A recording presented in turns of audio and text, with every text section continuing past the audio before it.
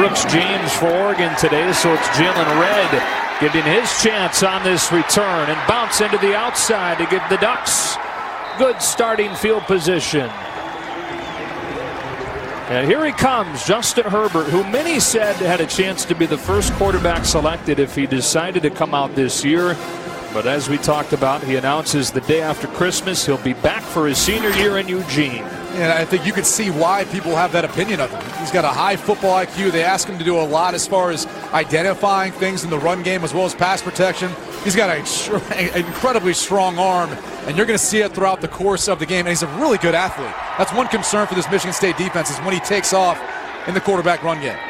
Start out of the pistol as they often do, and they have Herbert rolling, getting downhill and throwing for Dylan Mitchell.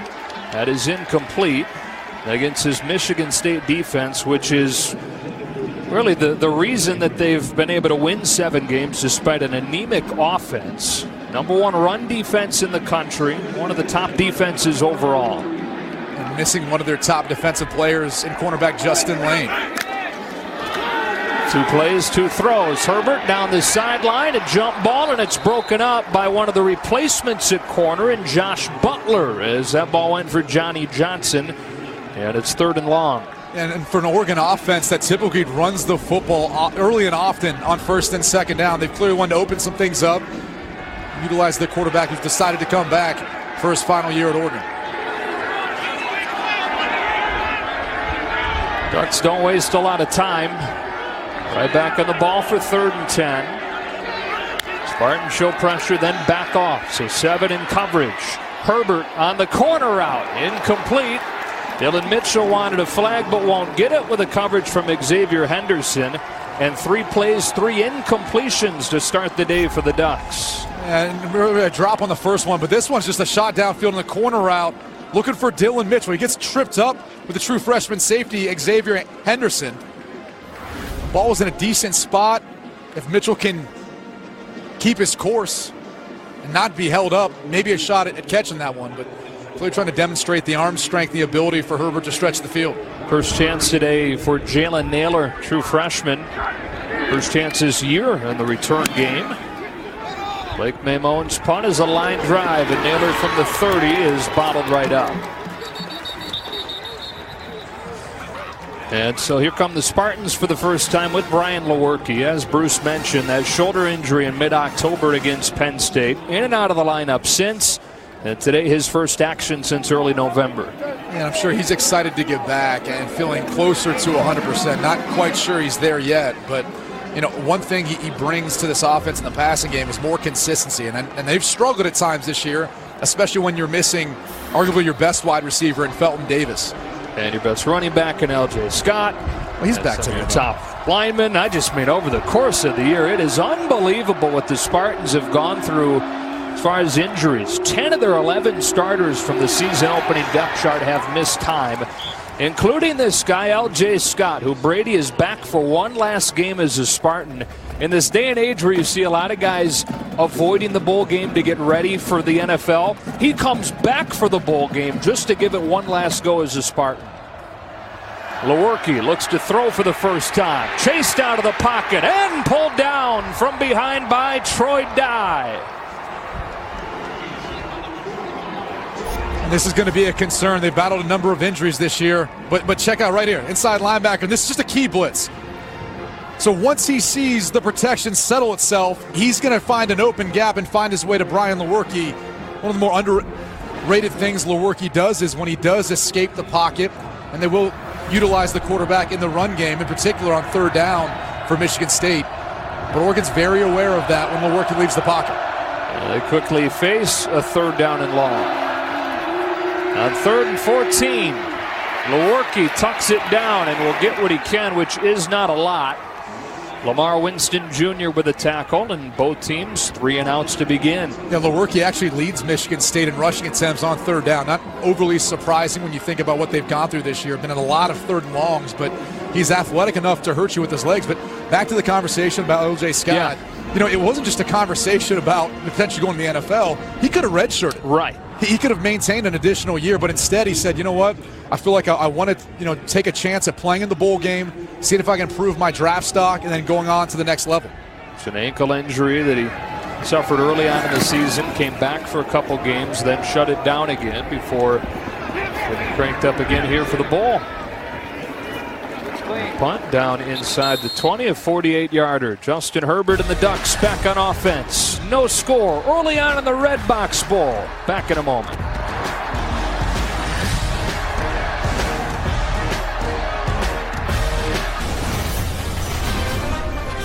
Back on the Redbox Bowl, back for this strength against strength matchup when Oregon's offense has it. One of the top offenses in the Pac-12 against one of the top defenses in the Big Ten. Yeah, a lot of talk about this Oregon offense always surrounds itself around the quarterback and Justin Herbert. But again, the rushing attack, where's Mario Cristobal? That's what he's wanted to get done here. And that is the first run of the day to C.J. Verdell, who runs behind this offensive line that you've been really impressed with watching on film. Yeah, in my opinion, it's the best in the Pac-12, and it's one of the best in the country. And again, it has a lot to do with their size, their athleticism, but their coaching, especially when you got a head coach like Mario Cristobal, former offensive lineman, who pays attention, quite the detail to what they do.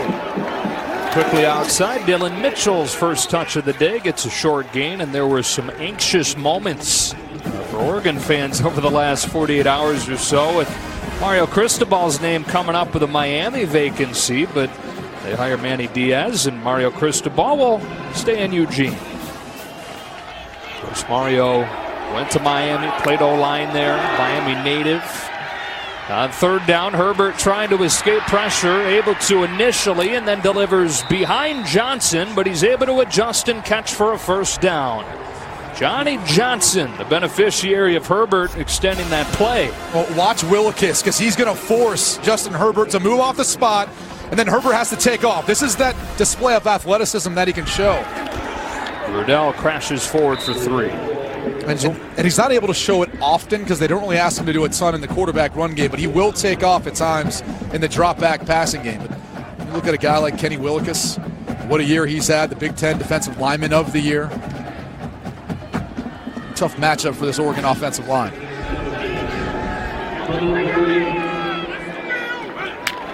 Second down, 7. Back-to-back runs for Verdell. And just not a whole lot of room there. Rarely is there against this Michigan State defense. Is Joe Bacci, the first-team All-Big Ten linebacker, makes his first tackle of the day. The tempo of Oregon. Clearly they want to put pressure on you with their speed, but also their pace of play as well. Herbert to throw into a tight window that's incomplete with the coverage from Kari Willis. And fourth down coming up. Looking for Ryan Bay at the tight end spot. That's just called a stick route. And this is a forced football. He's going to try to sit in a soft spot of the zone coverage, but a good job by the Michigan State defense to read the eyes of Justin Herbert. Kari Willis almost with the interception. Not a good start for Herbert. It is worth mentioning, we've seen a lot of incompletions already and about to see another punt. It is really windy today, gusting around 20 miles per hour. Naylor comes up on this one, then watches it bounce. And a few punts and a few possessions. So Brian Lewerke and the Michigan State Spartan offense tries it again on the other side of this break in Santa Clara.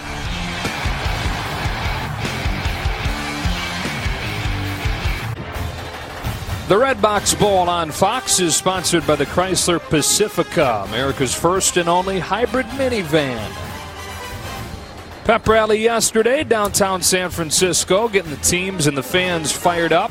Part of this week-long lead-up to this Redbox Bowl. I heard it was the best pep rally in the history of the Redbox Bowl. Since last year, when you hosted it. This is the first year of the Redbox Bowl, though. So that is true. The best ever. Thank you. Yeah. The flag flies before the first play of this Michigan State drive. Reggie Smith, referee today. Full start. Offense, number 70. That's a 5-yard penalty. It's first down. Well, there are those flags whipping. First down 15 for Michigan State. It's pretty comfortable. It's just you get that wind blowing. It's a chilly 56 degrees. Some people have got gloves and coats on. Here comes L.J. Scott. Bruce, what's it like down in the field? Are you the one Brady's talking about with coats and gloves and hats? No, I'm not. It's actually pretty mild, but the wind is howling. So we'll see how it's going to affect the passing game. It's certainly in special teams. Michigan State guys are all in shirt sleeves. Their sideline is in the shadows, but they're fine. They're Michigan State guys, unlike you guys. L.J. Scott again, spinning his way, crossing the 30 and getting close to a first down. That ankle, he says, is 100% healed. The question is, though, what kind of game shape is he in? It's been a couple months. And I think this is what we've seen from L.J. Scott throughout the course of his career at Michigan State. Flashes of brilliance, but just not consistently enough. And I think you can see why he's going to have a shot to play on Sundays. Whether it's been injuries, he's had fumbling issues throughout the course of his career. There's always been something kind of holding him back. Still, though, top 10 in Michigan State history, close to 3,000 yards. Third down and short, and the Spartans to work out of the eye. Lewerke to sneak it. Kind of looks like he's got it up. So Michigan State on offense coming into the year, I thought they had a chance to really be productive. A lot of people thought Brian Lewerke was a dark horse Heisman candidate after his big season last year. But Lewerke and the entire offense, largely because of the injuries, has taken a huge step back this year. Short run on first down for Scott. Once they lost Felton Davis, you really felt as if this offense for Michigan State lost a go-to playmaker. And he still leads the team in touchdown receptions, third down receptions. He was a key cog in this offense. Spartans working with a little bit of tempo. Here's Darrell Stewart. Stewart close to a first down. It'll be third and short. Now, Michigan State over the last 2 games, or over the last 3 games, has scored a total of 2 touchdowns. And you try and pick where the turning point was, where the most significant injury was. You can make a pretty good argument that losing Felton Davis was that spot with the Achilles injury. Yeah, I think it showed up, too, when they get down in the red zone, struggle sometimes, especially when your running game's not working for you, finding someone who can go out and make plays. Connor Hayward's first carry of the day will lose a yard, and it will be fourth down. Guys said the bulk of the carries was Scott banged up, never could get going there. And typically does a better job of having a good enough vision to find the hole, find that soft spot, even when something doesn't seem like it's there, to make something happen. So the punt team goes out. Kind of a snapshot of what it's been like for the whole team with the issues at punter. You know, first 11 years under Mark D'Antonio, Brady, they had a total of 3 punters. William Pristup is their 4th different starting punter this year. The first 3 got injured. Ugo Amadi watches it bounce and down at the 21-yard line. Off and rolling here in the Redbox Bowl. No score between Oregon and Michigan State.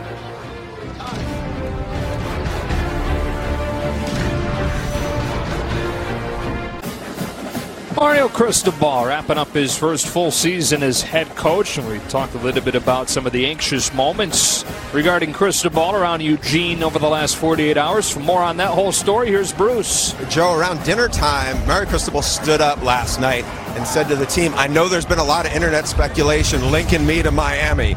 Well, I'm not leaving you guys. You guys committed to me. You helped me get this job. I'm all in. Now let's go crush Michigan State. All right, here comes Dylan Mitchell on first down, crossing the 30. And I mean, of course, he's going to be one of the first names that comes up. Right. It would have been a natural fit, but boy, for Oregon, what a disaster it would have been. You would have been looking at a 4th head coach in 4 years. Yeah, it would have been tough. I mean, he's really provided stability to this program after Willie Taggart left last year. Herbert in the quick game again. Jalen Redd has a first down. And he's got him trending so positive. Right, and you think about his decision. I mean, you wonder if it's a little bit tied to Justin Herbert. When you talk about how they've, committed to him and they helped him get this head job, well, Justin Herbert's making a decision largely thinking Mario Cristobal is going to be my head coach next year. So those 2 things play hand in hand, and I think if you're an Oregon Ducks fan, you got to be really excited about what this team brings back in 2019. First down from the 34. Straight ahead comes Travis Dye. coming off back-to-back 100-yard games, and that included an Oregon freshman record 199 in the Civil War against Oregon State. What a way to start your career in the Civil War. But the thing that impresses me most about Dye is his short space quickness. He can make you miss. He's got a nasty spin move that he'll bring out at one point in this game. Heavy dose of Herbert through the air. He wants Dylan Mitchell, who can't haul it in. And it's third down with the coverage coming from Josiah Scott. And Dylan Mitchell has to do a better job of figuring out how to high point this football. Josiah Scott got back into phase right at the bottom of your screen. And they're trying to utilize Mitchell's speed versus Josiah Scott. But you got to get two hands on it. It looked like it hit off his helmet. It's a number of drops so far coming into the game. Oregon's number 2 in the Pac-12 in drops this year. They have not helped out their quarterback. And Dylan Mitchell, you figure, is the one guy you can count on. The Pac-12's leading receiver this year. And it did hit right off his helmet, and so it's third down, and here's the screen. Dye outside, gets shut down. And again, Josiah Scott, who missed the first 8 games with a torn meniscus. He's foregoing a red shirt in order to play in his 5th game today here in the Bowl. Well, he won the challenge of going up against Justin Herbert. He's right here at the bottom of the screen. And this is what's so impressive is he recognizes right away when Mitchell turns back inside to block, he knows that someone's coming out probably to replace him in space, and it's going to be a screen. And one thing you have to be able to do in Michigan State's defense if you're a cornerback, tackle. Got to be physical. Scott was a freshman All-American last year. He's been a starter both years when he's been healthy. Spartans came after that one, almost got it. Now it's Naylor with a fair catch. But Josiah Scott, in the 4+ games he has played in, has made a big impact. All defense so far in this one. The Redbox Bowl on Fox is sponsored by Redbox. Head to Redbox for your post-game entertainment. Redbox, the smarter way to watch and play. By T-Mobile, whether you're home or away, T-Mobile has you covered. And by Wendy's, get Wendy's delivered right to your door with DoorDash. Joe Davis, Brady Quinn, Bruce Feldman. Your New Year's Eve is off to a great start. No score in this one. Michigan State to start the drive from the 32.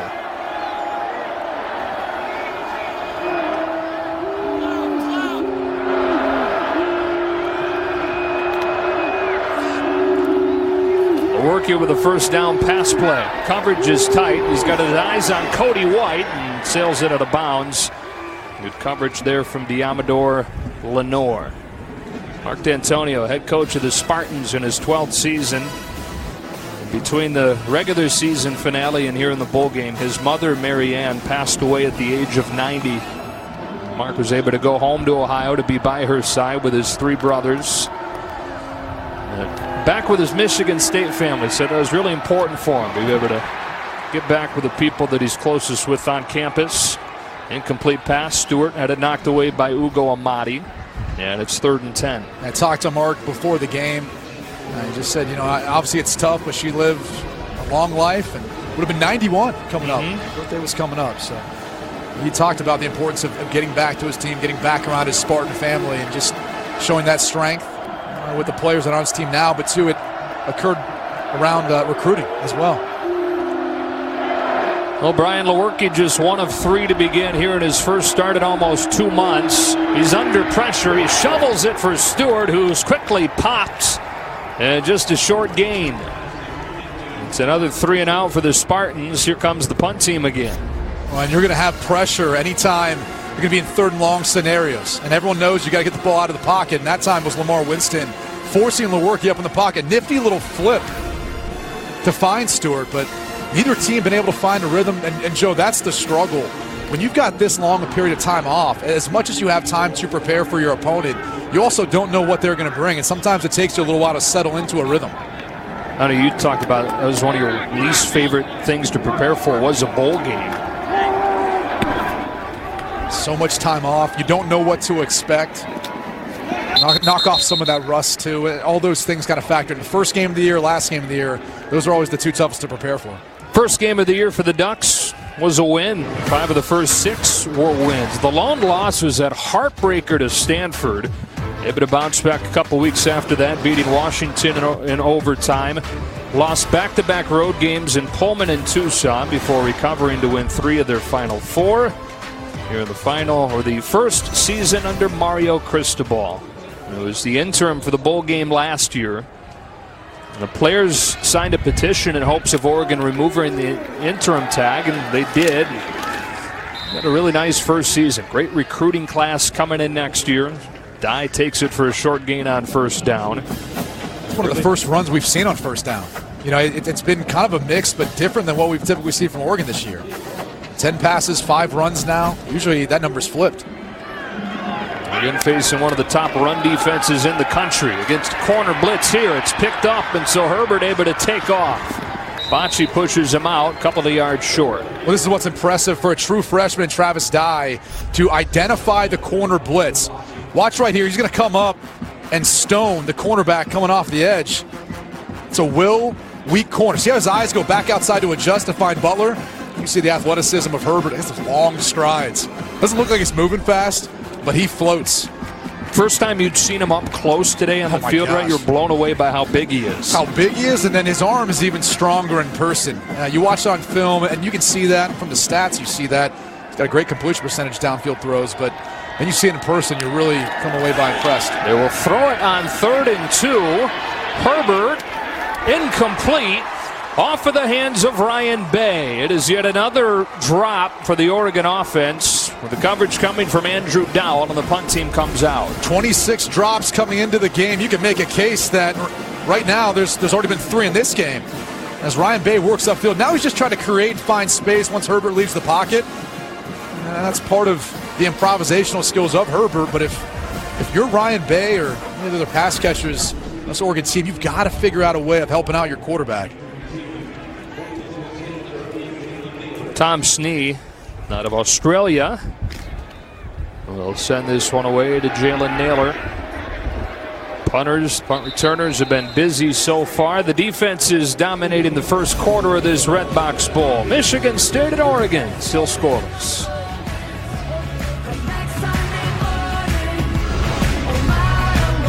Continues tonight on FS1 with another Pac-12 Big Ten matchup. Top 25 matchup, Northwestern and Utah in the San Diego County Credit Union Holiday Bowl. Gus and Joel have the call for you. Yeah, and a quarterback who's exhausted his eligibility. Clayton Thorson, you see him there on the right for Northwestern. He'll be going on into next year's draft. So one last opportunity to take on a tough defense in Utah and showcase his skills.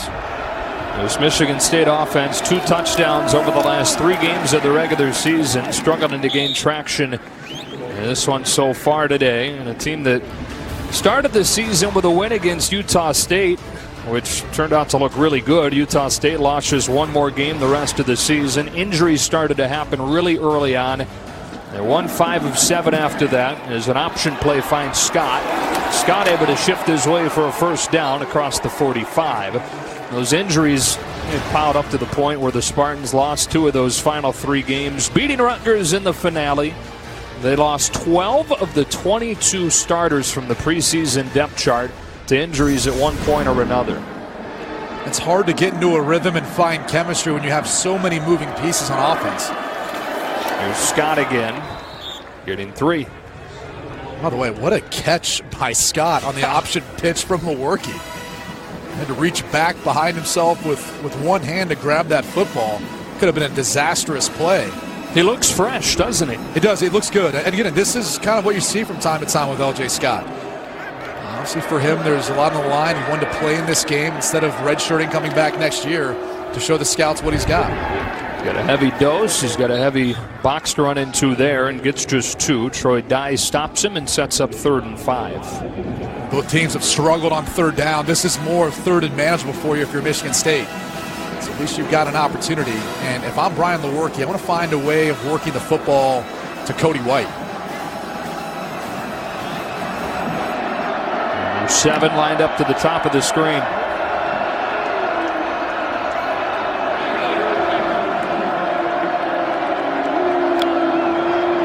On 3rd down, facing a 4-man rush, Lewerke will scramble and get a first down, and then some. Galloping to the 25. Not seen nearly as much of Brian Lewerke running as we did last year, but he bursts for 25 yards and a Spartan first down. Yeah, and he's going to look downfield. He's not going to see anything, and then he's just going to feel the pocket open up, and once he takes off, he's got the speed to hurt you with his legs. Ball's just shy of his longest run of the season. This is a flag down as he gets it to Jalen Naylor. Naylor down the sideline is inside the 10. We'll see what the flag is. Naylor with that elite track speed, the true freshman. From Las Vegas, Nevada. Big high school there, Bishop Gorman.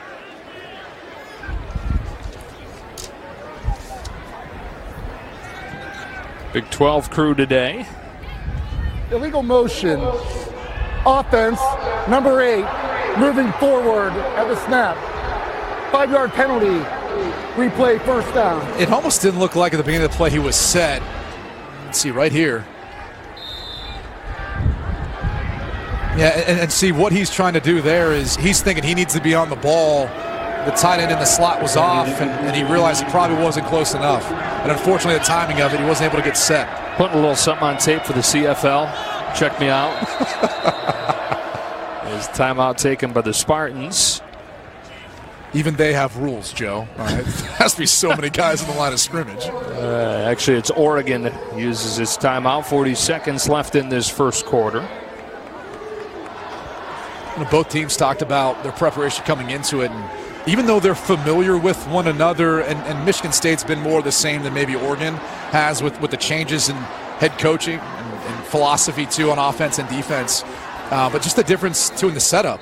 Oregon more of that 3-4 defense, something you don't see a ton of in the Big Ten. How big of a deal is that?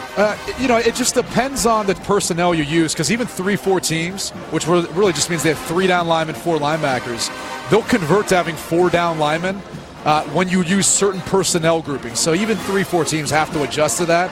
So eventually you still get the same looks, but it changes your reads in the run-pass option game. It's going to change the way you go about your protections as well. Of course, what the Spartans have going for them is that long lead-up in bowl preparation. Some extra time to get ready for the different look. On first down, they swing it out. LJ Scott pulled down. What a nice open field tackle by Kolana Apelu. Their second leading tackler, despite missing the last 3 games with a fractured leg. And he said last couple of weeks, if I can walk, I'm going to play. Senior out of Hawaii, one of the heart and souls of this Oregon team. It was funny talking to Mario Cristobal. He said they didn't even know he fractured it. That he was playing through it. They knew he was in pain. They didn't find out till after that game that it was a stress fracture. Pressure coming. Lewerke gets rid of it. And there is Cody White getting 6 yards and bringing this first quarter to a close. First drive to move into opposition territory. Spartans will have it 3rd down and about 5 from the Oregon 20 when we start the second quarter of the 2018 Redbox Bowl. Ready for the second quarter of the 2018 Redbox Bowl on Fox. Joe Davis, Brady Quinn, Bruce Feldman, and the deepest drive for either team today has Michigan State with a 3rd and 5 at the Oregon 20. A big 3rd down here for conversion. The wind's worse at this end of the stadium for kickers.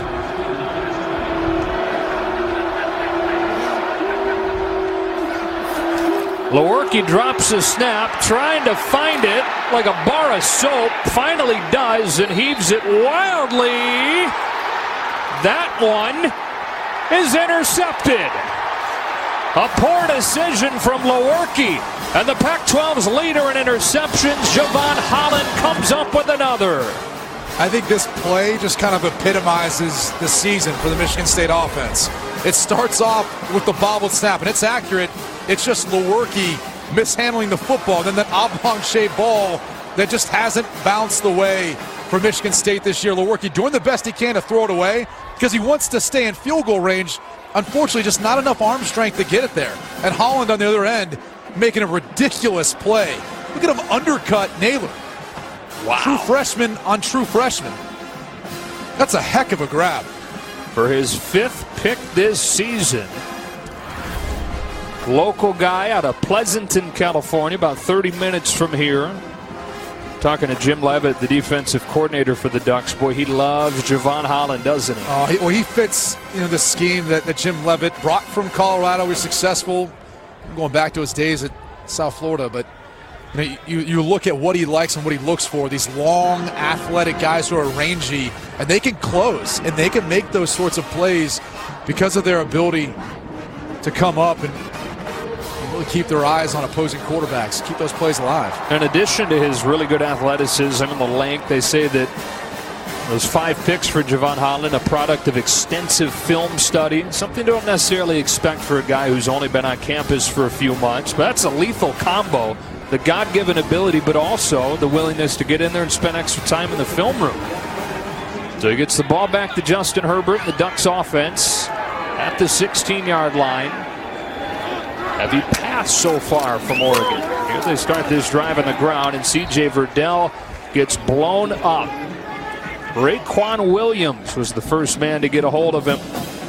You said heavy pass, but in this personnel grouping, typically heavy run. They show their hand when they get in these 2 tight end sets. Typically run the football almost 80% of the time. Now they're going back to a 3 wide receiver set, which is more pass heavy. Tendency holds with a play action pass. Herbert had a man in the flats, instead throws across his body for a first down to Jalen Red. And this is part of the skill set that makes you so impressed with Justin Herbert. Not easy to do, throwing back across your body. All your momentum is going one way, you're getting the ball the other way. Here's Verdell powering his way across the 35-yard line and nearing 1,000 yards here in his redshirt freshman season.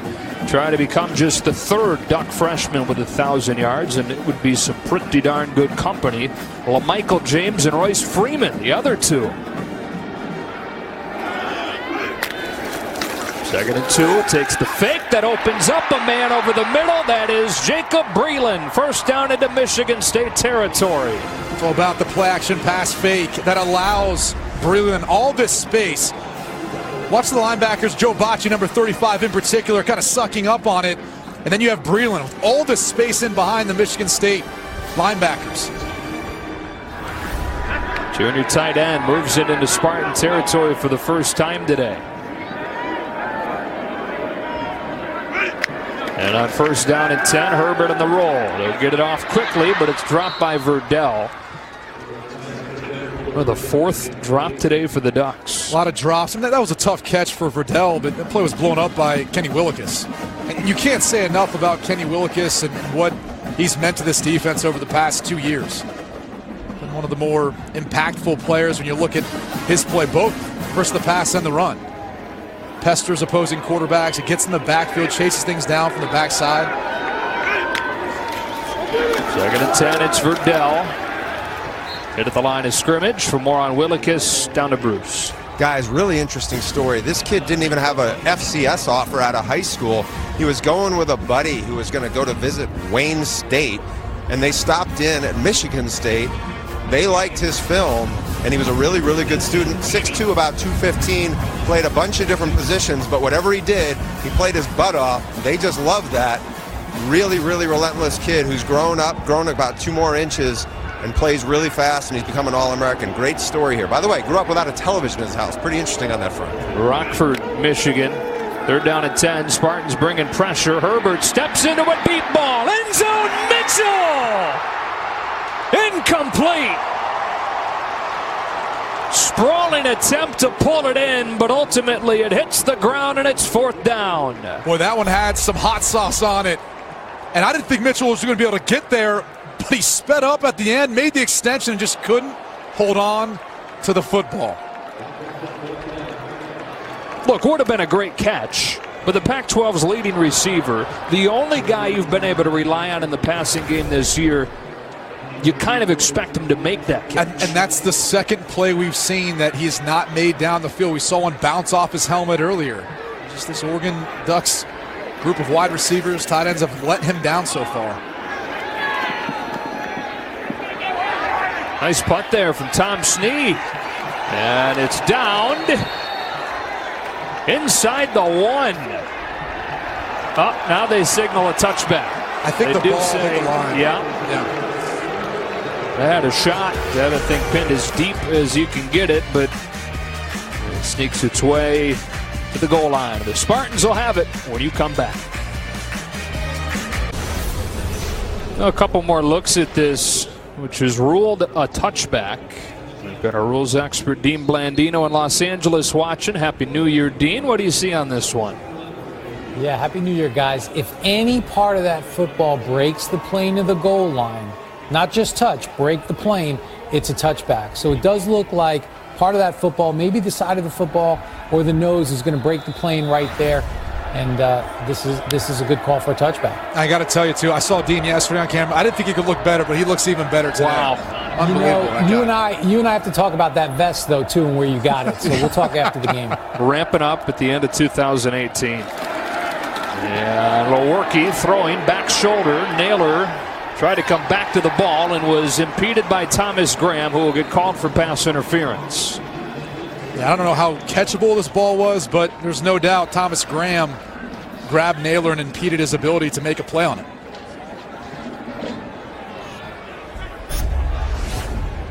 Right here at the bottom of the screen.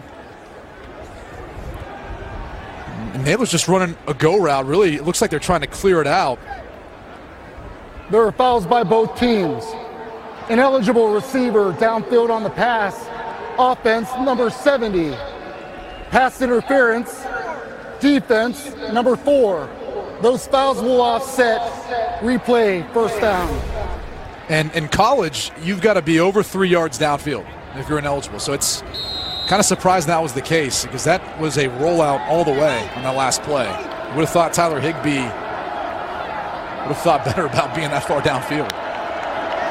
So they'll replay 1st and 10 and bubble it to Darrell Stewart. Ugo Amadi flying out of his safety spot to force him to quickly change directions, and then Lamar Winston Jr. brought him down. 2nd down. Oregon has Amadi listed at 5'10", and I was down on the field before the game. There's no way he's even that big, but boy, that guy's a football player. He throws his body around with reckless abandon. It's good in coverage.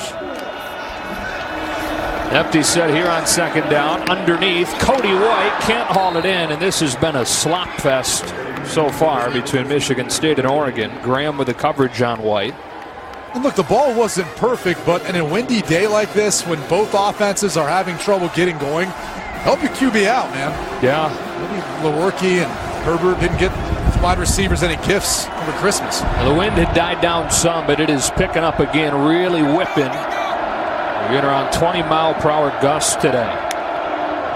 3rd down and long. Lewerke out of a collapsing pocket has no shot. Justin Hollins, the 5th-year senior, got there with Winston. And this just has to feel suffocating for Brian Lewerke. The pocket literally collapses out around him. It started with the pressure right in front of your face by Lamar Winston, as well as Jelks. Just collapsing the pocket, and Justin Hollins is there to finish it off.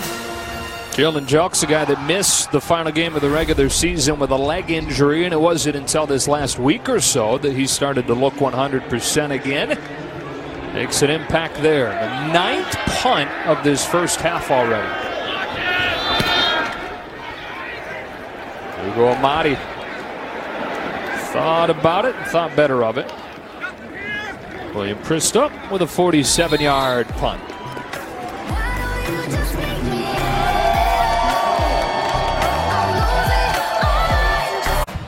The Redbox Bowl on Fox is sponsored by Buick, proud sponsor of the NCAA. And by Ice Cold Dr. Pepper, the official drink of Fansville. As part of the Bowl week here in San Francisco, both teams running a sightseeing tour of Alcatraz. You ever been? Never been. You know who has, though? Bruce Feldman. He spent some time in Alcatraz. Was he one of the escapees? Maybe. I'm Great swimmer, Bruce. Bruce? I owe Brady one. It's not going to be nice, and I'm getting you back for that, Brady. Oregon begins this drive with a throw to Jalen Redd. Gets a block from Brendan Schooler. Then gets belted by Jack Camper. It does get 5 yards. 2nd down coming up. Injured player is David Dowell.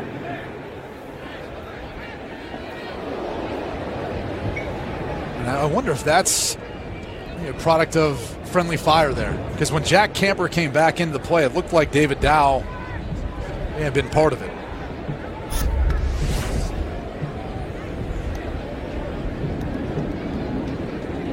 That was the miss. friendly fire from his brother Andrew. I'm sure he's been hitting harder than that at some point in time in his life from his brother. Twin brothers grew up playing football, basketball, and running track together out of North Ridgeville, Ohio. And they actually have a younger brother who's now on the team as well. Their younger brother, Michael. So you got Andrew wearing 5, David wearing 6, Michael, the next Dow, wearing 7. Good to see Andrew helped off, or David helped off. Second down and 6. Right ahead, Verdell for a short gain. That Michigan State run defense standing tall again. Third down. This defense is dominating the show so far. You see Oregon running a lot of pistol. That's what they call it when they put the running back in shotgun directly behind the quarterback. Oregon likes it because it helps the running backs get their shoulders parallel to the line of scrimmage. They get more of that downhill lean.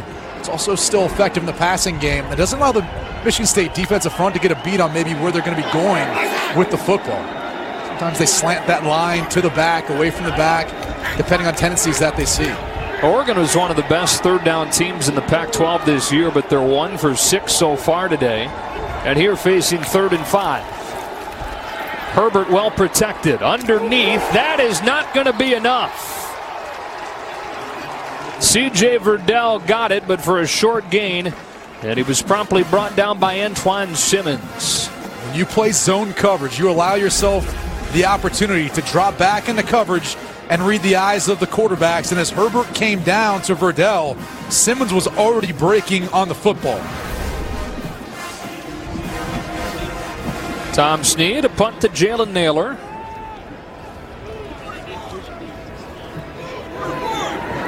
Quarter and a half into this game, 6 3-and-outs. Naylor comes up to catch it and quickly pulled down. Take another break. No score in the Redbox Bowl. Pittsburgh, plus strong QB play in the Missouri-Oklahoma State Liberty Bowl. And we'll give you the latest ahead of the Holiday Bowl between Northwestern and Utah later tonight on FS1. Joe Brady, we'll see you guys at the half. All right, Rob, no score midway through the second quarter here at Levi's Stadium, which will host the national championship game a week from today. Spartans just 75 yards of offense so far, beginning this drive from the 21 with a flag. And Michigan State fans have seen this movie before. An anemic offense. False start. Offense. Multiple players. 5-yard penalty. It's first down. Yeah, that's what happens when the center doesn't snap the football. Watch Matt Allen, number 64. He was a little delayed with getting the ball up for the Cadets.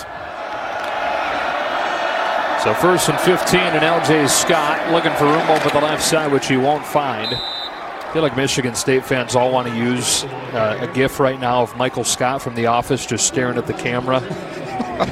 Well, it's never good when you're pulling guard. In that case, Kevin Jarvis isn't leading your running back. Your running back's in front of the pulling guard. Yep, that's backwards. It's usually not a good sign for a play, but they do need to continue to run the football. O.J. Scott's been effective today, but they haven't stuck with the run enough.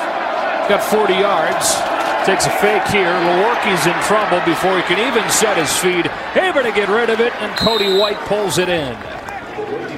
There's just no room to stand in there if you're Lewerke. He's lucky to even get it off. Yeah, and just watch the pressure created off the edge. Everything's collapsing. Bring a Pelu up the middle, too, to get Lewerke off the spot. And he's going to have to continue to make plays, moving in the pocket and taking off when it's there with his feet. Longest play of the day for the Spartans was a Lewerke scramble that went for 25 yards. Here on 3rd and 6, he's facing pressure, which is picked up, giving him time to hit a crossing White. And a first down for Michigan State to the 40. That was a simple mesh concept, and it's best utilized when you're getting man-to-man coverage because it allows a natural pick. So once Cody White comes across the field, he's going to lose Lenore and all that traffic. That's how you can find a way of creating separation if your wide receivers are struggling to do so. 3rd catch of the day for White.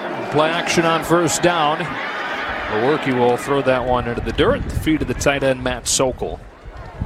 Never a big fan in college football of booting into the boundary.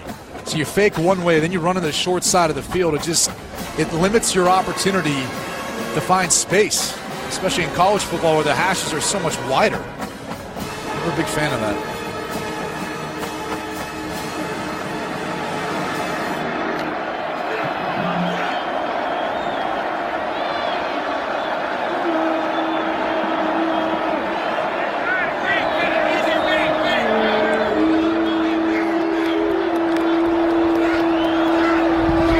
Bringing pressure out of the secondary. They throw in that direction. Darrell Stewart reaching for a gain of 8 with a stop coming from Thomas Graham. 3rd and 2 or 3. Defensive coordinator Jim Leavitt for Oregon likes to put 5 guys up at the line of scrimmage, and what that does is it forces your offensive line to be on one-on-one matchups, and then he'll bring pressure off the edge, and that forces your running back not only to be a part of the pass protection, but also to be able to identify where that's coming from, left, right, sometimes the middle inside linebacker. There's some athletic players on that Oregon defense, long and athletic, make things tough on that pass protection. The cornerbacks, though, to be able to bring those pressures and play that sort of defense. On 3rd down and 3, they bring pressure from Amadi. Lewerke evades it, finds Sokol for a 1st down. 2nd, 3rd down conversion of this drive for the Spartans. Matt Sokol was open for a while, but it's because Lewerke keeps having to work off his spot. He's just going to run an OTB over the ball. And see it once Lewerke moves to his right, he has to get his eyes back around to his read. It's something that the Oregon defense excels at. When you get the quarterback off the spot and you make him move in the pocket, it throws off the timing of the passing game. Lewerke, even with the poor conditions and a couple of drops, fairly efficient. 9 of 14 so far. Rolls one way and then looks back the other as L.J. Scott running. He'll run himself and get a 1st down. We're the best we've seen Brian Lewerke run this season here in the first half of the Redbox Bowl. And you'd think the Oregon defense would be prepared for it because they've got a quarterback in Justin Herbert who can do the same thing. It's always the difficulty, though, again, when you're preparing for an opponent, you never know how much more difficult it's going to be until you get into the game scenario. Michigan State talked about that a lot in their preparation for Oregon with some of their speed as we take a look at L.J. Scott, who's down on the field. Again, L.J. Scott has missed most of this season with an ankle injury.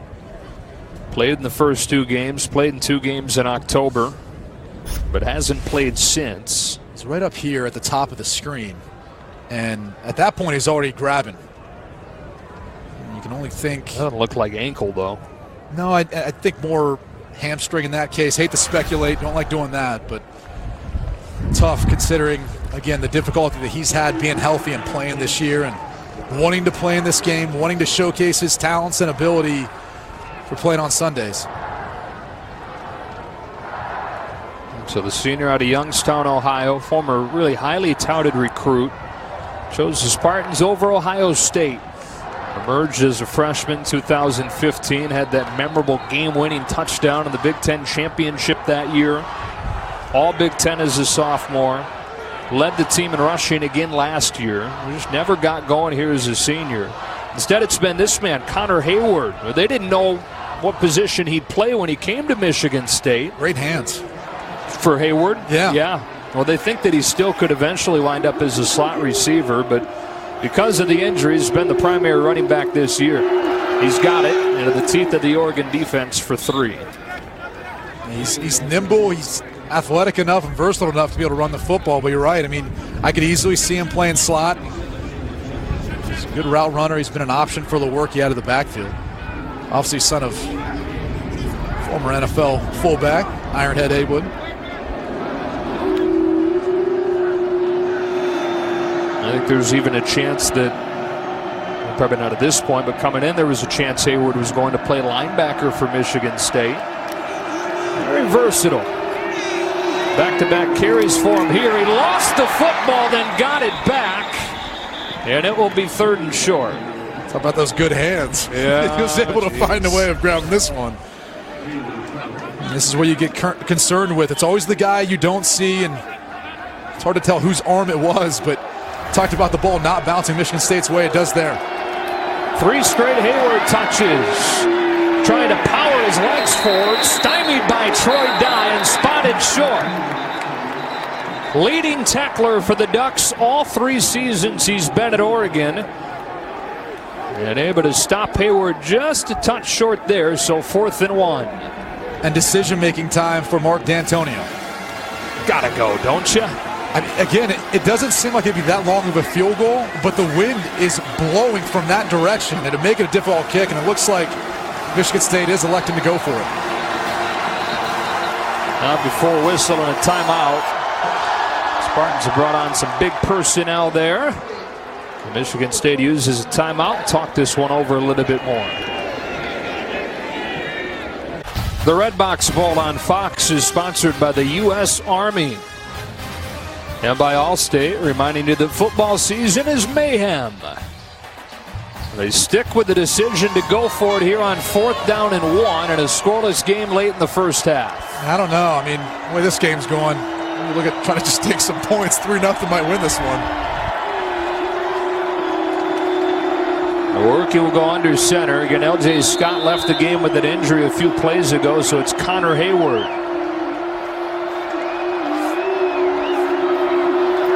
It's a play-action pass. He lets it go. Incomplete. He was pressured off of the edge, was never comfortable, and a turnover on downs for the Spartans. You know, I really didn't like the play call. You know, I think if you're Michigan State, you want to win the battle up front. And is he offsides, though? Look at this right here. Ooh. Looks like Justin Hollins could have very well been offsides. Would have been a freebie for Michigan State either way, though. You know, if you're Michigan State, you've got a size advantage up front. In particular, looking at between the guard tackle and utilizing some of that big personnel you brought in. Why not try to bully your way into getting a first down there and sustaining the drive? Oregon offense averaging close to 40 points per game. Top 25 in the country, looking to strike for the first time today. Herbert gets sacked back at the 15. Williams was there, so is Panashuk. And Panashuk really had a beat on this one, but they're trying to take a shot downfield, trying to take advantage of a little bit of momentum created by their defense, but you can see Panashuk able to get by Ryan Bay, and that's just a mismatch. There's no way you can leave Jacob Panashuk on a tight end one-on-one. One of 2 Panashuk brothers on the Michigan State defensive line. Mike, defensive tackle. 2nd down and long. Herbert has it batted in the air and incomplete. Hung in the air for what had to feel like an eternity if you're Justin Herbert and the Ducks, but Kari Willis couldn't quite get there. Yeah, and that was one where, you know, Justin Herbert, as you take a look, it's the other Panashuk getting in the mix. But, you know, he has a hard time layering throws, and what I mean by that, I mean throwing into soft spots.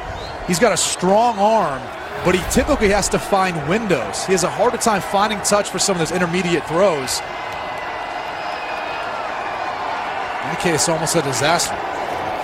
3rd down and 18. He's got all day to scan the field, wait for a man to come loose. Shy of the marker is Dylan Mitchell. 4th down and 2 or 3. Yeah, I'm not sure you're going to have much success only rushing 3 against Justin Herbert. He's too smart. He sees the field well, and eventually all those wide receivers for Oregon will find a way of getting open, but you can't think that Oregon's going to be going for this one. Well, I said 4th and 2 or 3. It's really a long 1. Cristobal at least going to run that clock down before making a decision. Yeah, again, why not utilize a timeout? You want to give Michigan State a bunch of time with the football, and those timeouts don't carry over to the second half.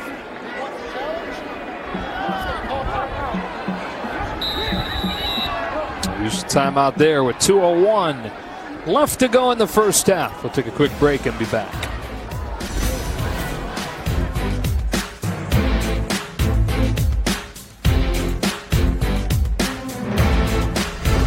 Break. They initially said Oregon was challenging the spot, and then their head referee Reggie Smith said, actually, upon further review, the chains weren't fully stretched out. Oregon was challenging a different spot than they thought, and because the chains weren't fully stretched out, there is no challenge, there is no timeout charged, It's 4th and 3, and the punt team goes out. Why do we still have chains? I know, right? 2018. Let's get some lasers out there. Right? The lasers? What do you think? At 2018 and where we're sitting currently, near Silicon Valley, That's right. Can't figure that out. Somebody come up with something. Heck, it's almost 2019. Let's go down to Bruce for an update on L.J. Scott. Guys, the medical staff worked on L.J. Scott's left knee for a while. He tested out, he ran back, he grabbed his helmet. He is going back in the game. Oh, good sign for the Spartans. Good sign for L.J. as he builds towards what he hopes is an NFL career. And was looking good early on in his first half in his first game since October. He's averaging over 4 yards a carry right now. And again, Michigan State, not at this moment. It's a 2-minute drive, but at some point they need to get back to running the football. See if Lewerke can catch some rhythm here. To the sideline with a strong throw. That's Cody White. That's not the kind of throw he was capable of when he was going through the early stages of that shoulder injury. And I'll tell you what, Brian Lewerke, when he's healthy, he can drive the football. He makes those out-breaking routes across the field. He can make those throws. He does a good job of aligning his body and being accurate on some of those timing routes, in particular when it's his first read. Get the strength back in the arm, and then as Mark D'Antonio pointed out, you get the strength back, and then you get the confidence in your arm strength back. And they're hoping that he would show that today. 10 of 16 in this first half. A minute and a half left to go. Throws into the blitz for Darrell Stewart. He's got it for a short game. Mahdi came off the edge. As we've seen defensive coordinator Jim Leavitt mix up from time to time. Brian Lewerke never saw it. He was almost surprised by it. I think it's why you saw a little bit of a high throw. Nonetheless, still able to get a completion.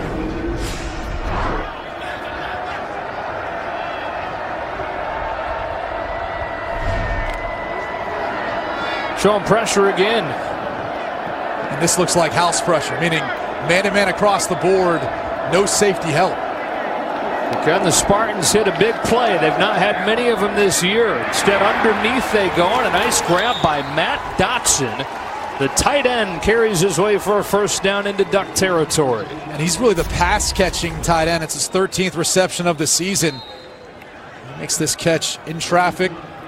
Holland there. Making a play as well as Nick Pickett. 4 plays, 4 completions on this drive. It's Stewart again, breaking 2 tackles against the grain for a Spartan first down to the 38. This is the sort of momentum that you want right now, but why not? It's stealing if you're going to play with that much cushion on the outside.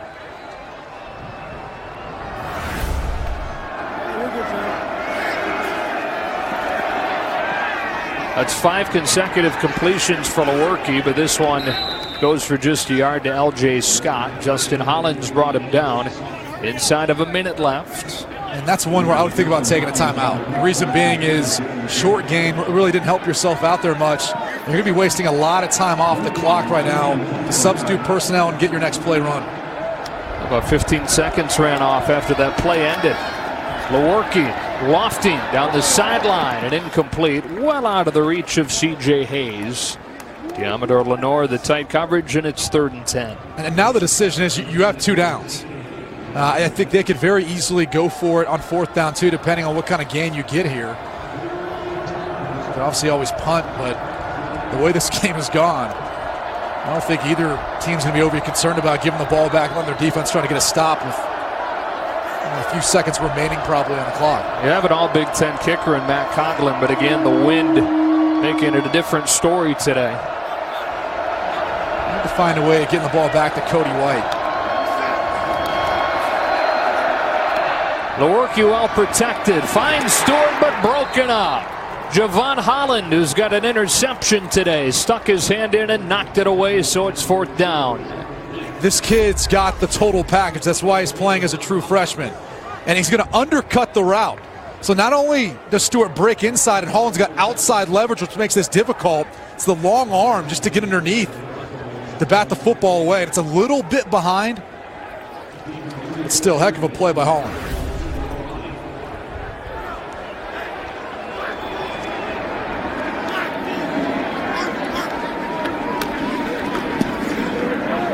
High punt. Mahdi We'll watch bounce into the end zone. Coming up at the half, stay tuned. Rob Stone and the guys.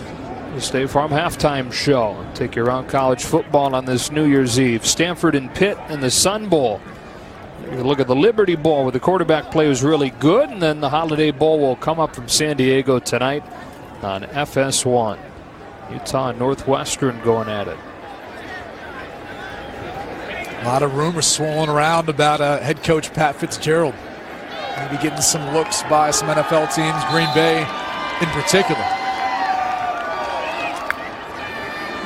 We'll take a knee here. 17th bowl game in San Francisco. The first time there's been a scoreless first half of play. Not a big surprise for the Spartans. Maybe a little bit of a surprise that Oregon couldn't generate anything. Not a surprise for our crew either. I feel like this is the type of... Zach Emerson, first kick of the day for him. Errol Stewart come up and catch it. Michigan State to begin at the 20-yard line. First down to Bruce. Joe, I talked to Mario Cristobal. He said, this is the toughest defense we faced all year. He said, but the drops are really hurting us, but we got to keep trusting each other. Can't point fingers. We got to find a way to get into a rhythm. I told him this is like an NFL game. It might end up being 2-0. It's going to come down to discipline, execution, and more than anything else, toughness. And that's what we're going for. On the other side, Mark D'Antonio was pretty pleased with how Brian Lewerke played, but he wasn't happy with, he said, we're hurting ourselves. 3 penalties on first downs. He also wasn't happy with himself. He said, I probably should have kicked that field goal down there. Well, that's interesting to hear him say that, but especially with the wind conditions, he understood why he chose not to. Michigan State begins the second half with an L.J. Scott run for a gain of 3. And good to see L.J. Scott, back in there and playing. Looks healthy. He was bothered by looked to be a little bit of a knee injury earlier in the game, but it looks like he's back to 100%. And again, if you happen to just be joining us, Scott has missed much of this season with an ankle injury. His first game today since October. He's got it here and surges ahead to set up 3rd and short. He'll go to the NFL next season. And instead of sitting this one out to get ready, he comes back from the injury, plays in his 5th game of the year. His final game is a Spartan. And he's going to be a big key in this second half. They need to continue to keep running the football. Take some pressure off of Brian Lewerke's shoulders and keep putting him in 3rd and short, 3rd and more manageable scenarios.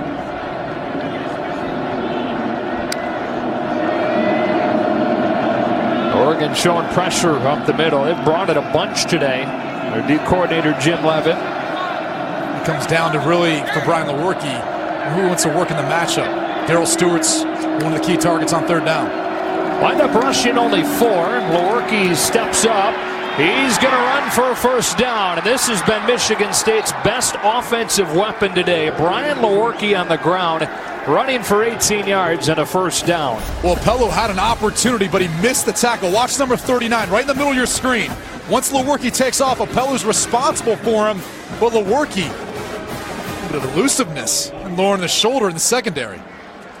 This is what we saw from Brian Lewerke last year. Saw him taking off more, utilizing his athleticism. Just hasn't been healthy enough this year to do it. He's got it here off of the read play for 2. Yeah, he ran for close to 600 yards last year. But then said, Brady, that one of his focuses coming into this year was hanging in the pocket a little bit longer, and thinks that he maybe took that too far, below 200 yards this year. Yeah, I think there's a time, too, where he did it too much in the pocket. I'm talking about the quarterback running game, the design runs, but there's also those times when he's sitting back in the pocket and taking off, but I think he's held on to the football too long in moments. 2nd down and 8. His first throw of the second half finds Cody White, who's got a first down, working against Thomas Graham. White with his team-high 5th catch of the day. And if you're going to play with that much cushion on the outside, it's going to be an easy pitch and catch. This is just simply a stop route. Good timing, good ball placement by Lewerke.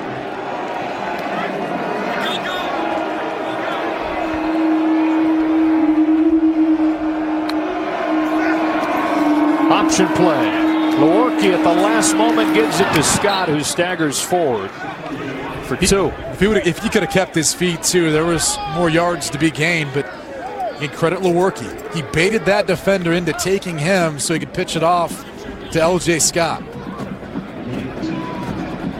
Junior out of Phoenix, Arizona. Took over as a starter as a freshman before breaking his leg. Full-time starter last year and had such a good season. Second most total yards in Michigan State history last year. Capped it off with a great bowl game. He's the MVP of the Holiday Bowl for Michigan State. Here's Scott. Hard running for a first down. Longest run of the day for Scott goes to the 27. And when you bring a pressure off the edge like Oregon did, you're going to slant your defensive front. And because of that, sometimes it creates natural seams. That's the left side of the offensive line for Michigan State that's been really productive this year. On that left side coming into the game, almost 1,000 yards. On the other side, below 700. Which is, it's interesting because it's been different guys each game with all the turnover they've had with injuries. The work he rolls and then sets his feet, going back shoulder for White, and another Michigan State first down. The question is whether or not he caught this. Low to the ground. I thought he got his hands underneath. Let's take another look. Yeah, clearly, the ball never even touches a blade of grass. One-on-one to the end zone, and incomplete with the coverage from Graham on Jalen Naylor. Wanted a flag, and so did Lewerke, but they won't get it.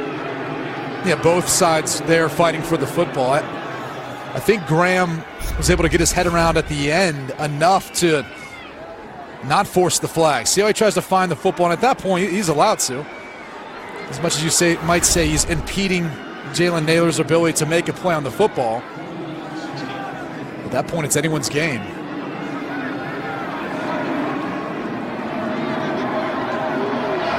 First drive of the second half.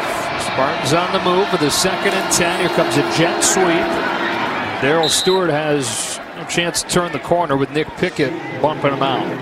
And again, those plays are best utilized when you have more space. When you run jet sweep, fly sweep, whatever you want to call it, but you're going into the boundary. It doesn't give your playmaker enough time in space to make a move.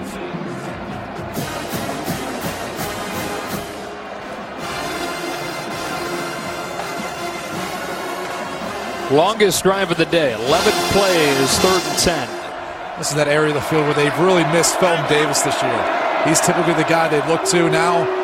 More Cody White. Dotson plays it. House blitz coming. Lewerke trying to beat it, but it's incomplete. Looking for Dotson with a coverage from Holland, and it's 4th and 10. Well, Jim Leavitt likes to force the football out, and you're going to see it. He's bringing the house, which means it's just man to man. And Dotson does a good job getting inside of Holland. He's got inside leverage. Typically tough to do. The ball thrown just too far out in front, not enough on it. It's usually because you can't set your feet when you're dealing with the house splits. The defense is going to have that extra defender. How about the year Matt Coughlin's had? 16 of 19. This one from 34 yards. And we've got points in the Redbox Bowl as Coughlin knocks it through to make it 3-0 Michigan State. Somewhere Dave Wannstedt's going to be upset about that. He has just shed a single tear.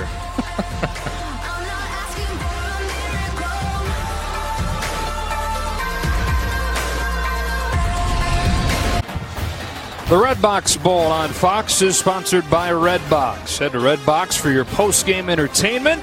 Redbox, the smarter way to watch and play.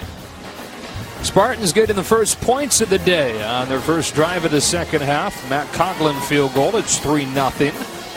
And now Oregon ready to take it for the first time since the break. Maybe a good sign of things to come here in the second half. Points and stuff? Yeah, more points, more production. We'll see, though. This Michigan State defense has been stingy all year long. That's been the calling card for this team. Particularly good coming out of the break. They've given up just one field goal all season in the opening drive of the second half. Oregon, though, very good opening second halves. They've had touchdowns in more than half of their games on that opening drive of the second half. Cole Haan kicks it away. Dropped by Jalen Red, picks it back up, but by then it's too late. Dom Long, the special teams tackle for the Spartans. So back out comes Justin Herbert and this Oregon offense trying to get things going. What'd you think of Herbert in that first half? He hasn't had a lot of help. You know, he's trying to talk to the group. He's trying to talk to this fella's getting fired up to play. But at times he's been under duress. He's had to make something happen, and he has. There's been a number of times, too, on third down. You're the 1 for 8, but he's done a good job in passing. It's just they've been in third and long scenarios, and it's tough to convert. You see him showcasing some of his athleticism, some of his mobility. These are all the intangibles that he brings this Ducks offense, but eventually an NFL team in the future. Play action on the first play of this second half for him, and he's got Jalen Redd, who's stopped by David Dowell. Facing the number 1 run defense in the country, just 18 yards on the ground for Oregon, which is a problem. When you look at the wins versus the losses, typically the running game has kind of told the final story in that regard. Here's Verdell, stopped by Ponishuk. And they just have not been able to get anything going, but I think part of the issue is Oregon likes to run the football between the tackles. That's typically where they find a lot of their production, in particular with C.J. Verdell. I think if you're going to attack this Michigan State defense, you have to do it on the edges. Off tackle, outside runs, then you can maybe open up some things to the inside, but you're not going to find much production. I'm trying to go through the teeth of the Michigan State defense. 3rd down 6. They twist up front and pressure Herbert, who stands in and lofts it up. Mitchell can't get it against double coverage from Dowell and Willis. And it's a 3-and-out for the Ducks. Once again, he had every opportunity of making this catch. Kari Willis was able to get back into phase to make a play. The question is, was there a lot of contact at the end? But this hits into the arms of Dylan Mitchell. That to me is just good coverage by Kari Willis. And that's what you do. When you get beat, you get back to the hip, and you try to put up your hand in between the receivers to disrupt the completion. Blake Mamone just barely gets that thing off. And Jalen Naylor will have a short return to midfield. Early on, second half of the Redbox Bowl. Michigan State with a field goal to open the half. Back on offense after this.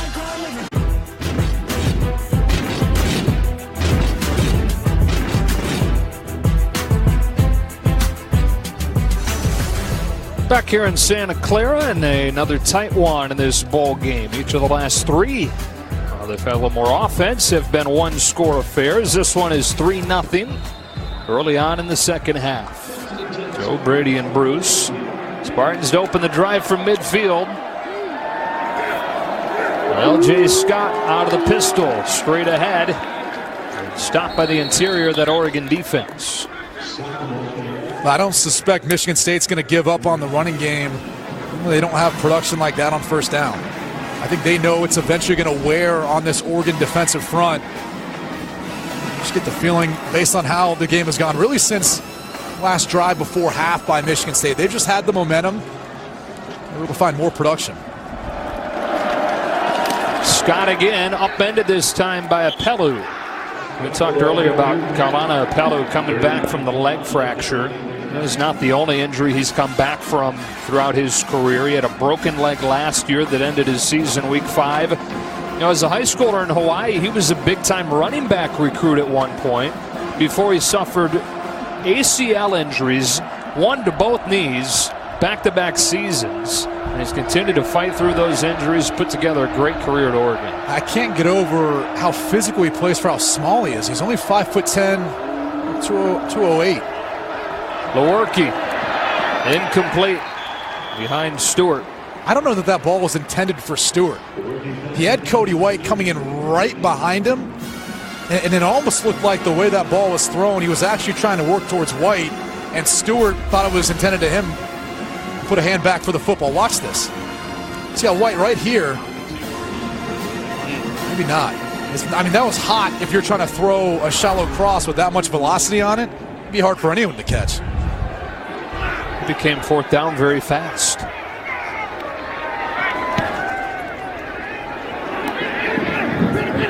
Pristup has done a nice job punting today for the Spartans. Look at this. Doesn't get any better than that.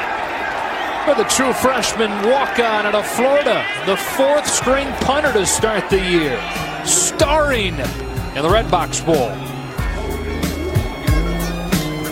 Mario Cristobal's team back on offense. Before their first play, we go down to Bruce. The guys, some injury news to watch out for. Dylan Mitchell, Oregon's best receiver.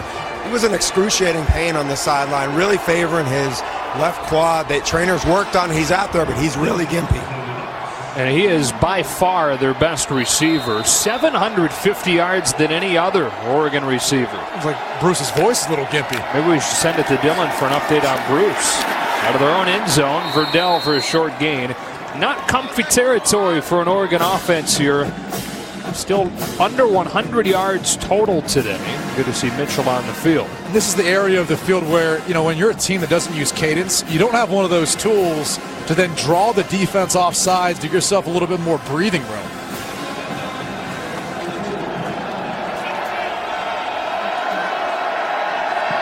Spartans showing some pressure. Verdell crashing forward, just trying to get some breathing room, and it'll be 3rd and 6. And that's actually a big carry. I know it didn't come with a ton of yards, but at a very minimum, you've now given your punter some room. Look at, they're about 14 yards from where the ball is going to be aligned, so he's still going to have the distance that he wants, so the punt protection can be good if you can't pick up the first down.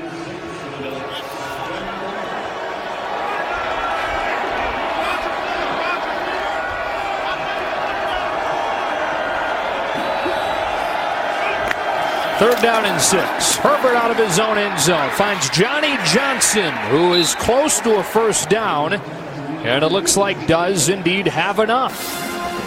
Or Jalen Redd, beg your pardon. Yeah. And look, he's been the most reliable receiver for Justin Herbert today.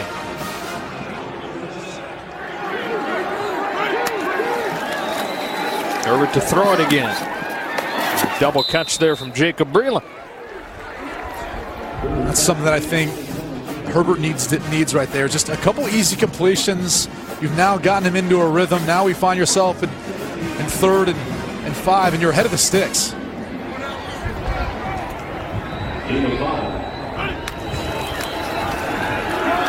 Verdell. First down, but a flag down. I'll be curious to see what this is, because the ball was caught behind the line of scrimmage. I thought both cut blocks by the Oregon players were within the parameters of that rule now. Between 10 and 2 if you're looking at a clock.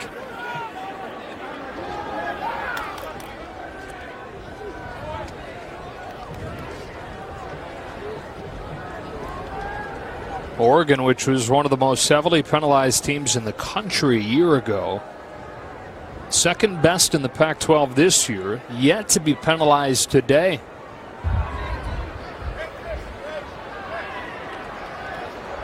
Personal foul, illegal crackback block, offense number 30. The receiver blocked back toward the original position of the ball.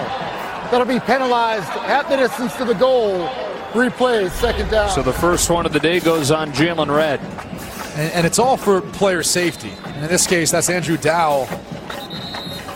Can't come back into the formation. I don't know about that.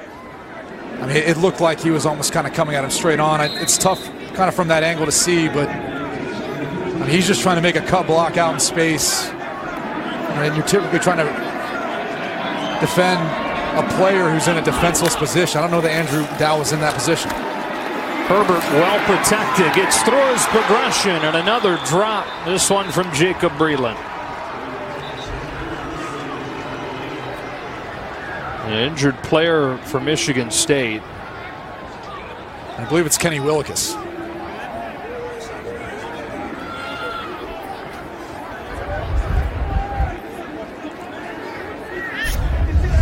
There is no foul on the play for illegal use of hands. There is an injured player on the field. This is an official's timeout. Well, two things. One, I mean, what a move by Willekes to get around Sewell, but you can see as he started to dip and bend, he's pointing to that left ankle.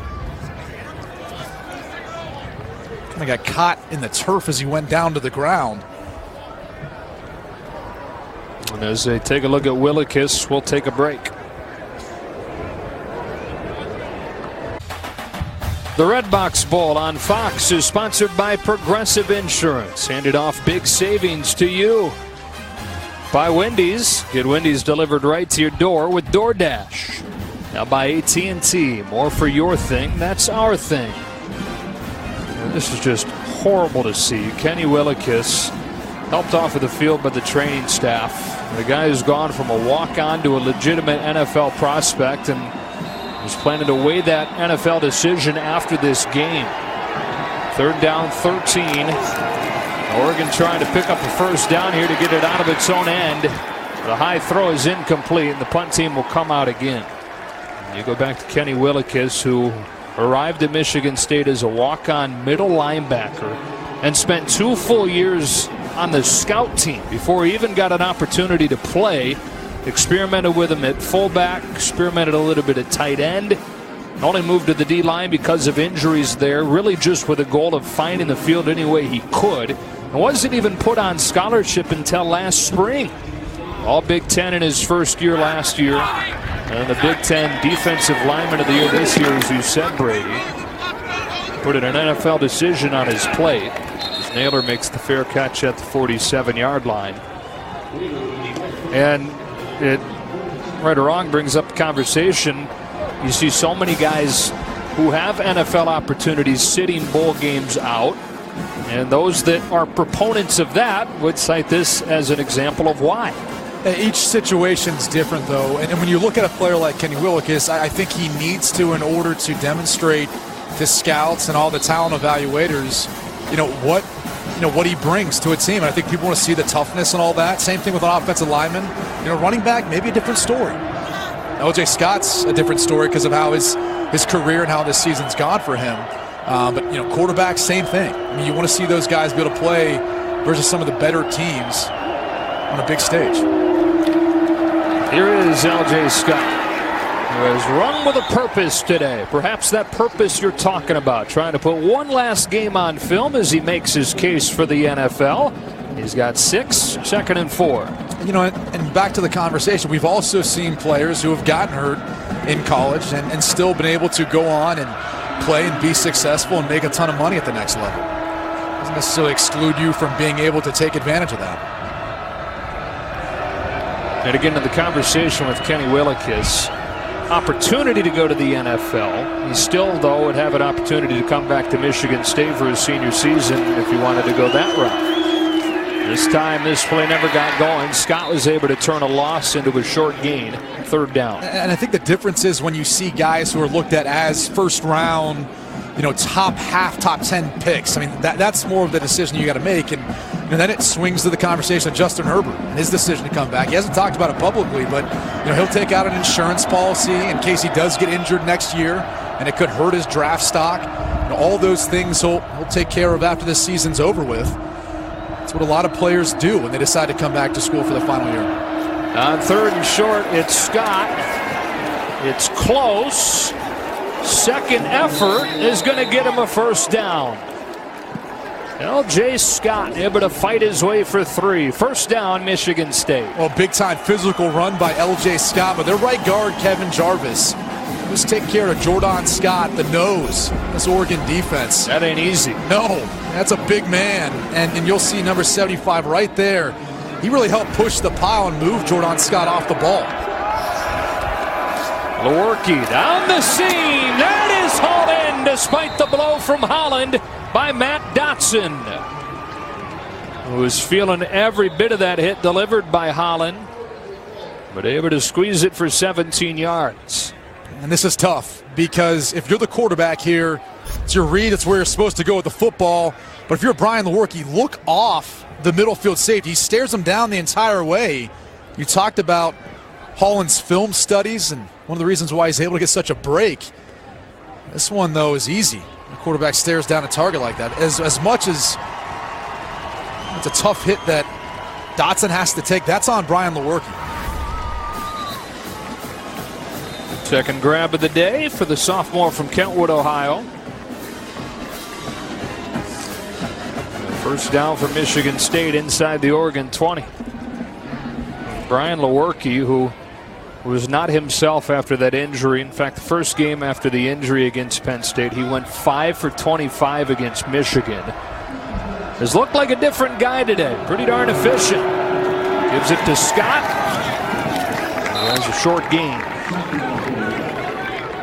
Yeah, I think if you want to run against this Oregon defense, where you're going to find success is more off of the edges. About some of those run stuffers they've got up the middle. They're a little lighter on the edges. When you see guys like Justin Hollins, who's 240 pounds, Lamar Winston at 230 pounds, that's where you got to run the football. You've got the size advantage out there.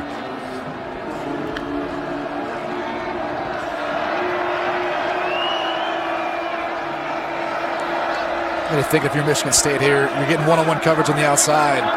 Try some sort of two-man route combination with Cody White and Darrell Stewart. Just barely get it off. That is Stewart, but a high throw. Made it an easy play for Ugo Amadi to bring him down. You just can't get over Ugo Amadi and how well he diagnoses things out in space, how well he tackles in space, and he's tiny. I mean, he is tiny. I can't. You're saying he's not even 5'10", 201? No, I mean, he is one of the smallest players on the field, but you do not notice it. Lewerke nowhere close behind Darrell Stewart. And it's 4th down. Holland might have gotten his hand on it. It's been everywhere today. He's got a bright future. He's one of those guys where when you watch him in his true freshman year, he's a guy that's probably not staying all 4. Yeah. Jim Leavitt said he's as impressive of a freshman as he's ever been around. Jim Leavitt's been coaching for a long time. Coughlin comes out. He's hit once. Tried to do it again from 34. Low line drive, cutting through the wind. He's got it again. And Michigan State doubles the lead to 6-0. Here in the 2018 Redbox Bowl. Not the prettiest shot from Coughlin, but a make is a make. Heck of a season for him. Hawks in the regular season finale yesterday. Now you get to see him in the first round of the postseason. Wild card game on Fox Saturday at 7:30. It's one of those teams that I don't think anyone wants to see in the NFC. The way Russell Wilson plays at the end of games, to the fourth quarter, no one better in the NFL. And they've got the running game going with Chris Carson. Defense, the young defense, all of a sudden is Legion of Boom 2.0. He's got to clean up some special teams, though, after yesterday's game. Travis Dye treating to the goal line. He'll bring it out. Travis Dye trying to get the corner. There's a flag down as Matt Sokol brings him down to the 20, and Oregon is going to have more poor starting field position here. That one looked like it might have been on Holland working against Matt Morsey. During the return, illegal block in the back. Receiving team number 8 will be penalized half the distance to the goal. First down. Yep, you're right. Let's go down to Bruce. Guys, as you saw, Kenny Willekes, Michigan State's All-American defensive end, was carted off the field. He is back getting x-rays on his left ankle. He is doubtful to return in the game. All right, Bruce. Big loss for this defense, considering what he brings. Not just the production, but talked about how contagious his energy is. Making people match his intensity out there on the field. Last 3 drives for the Ducks. Starting field position, 11-yard line, own 1-yard line. Now they're on 6. Trying to get it out of there with C.J. Verdell finding a bit of daylight. One of the more positive runs today for the Ducks goes for 7. And finally, Oregon crosses 100 yards for the afternoon. Yeah, it's been tough sledding, and Verdell now for the season over 1,000. Third freshman to do that at Oregon. Joins LaMichael James and Royce Freeman. Herbert to the wide side, drills it, but it's broken up by Josiah Scott. Thought he might have gotten there a little early. Let's take another look. Coming to the top of your screen, he's working against Dylan Mitchell. And if you're Mitchell, you got to run out of your break. Come downhill, flatter than the defender. There's no doubt he got there a little bit early.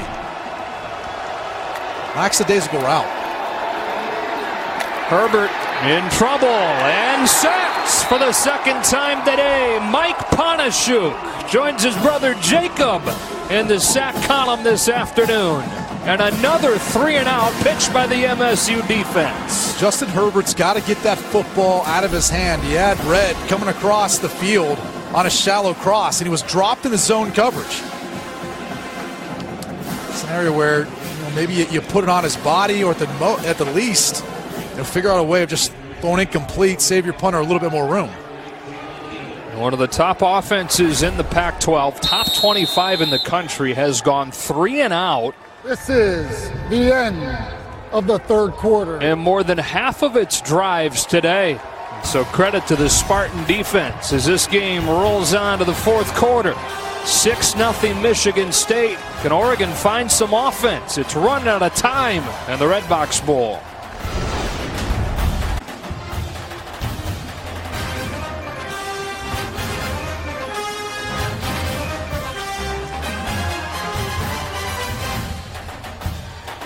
Welcome back to the Redbox Bowl on Fox.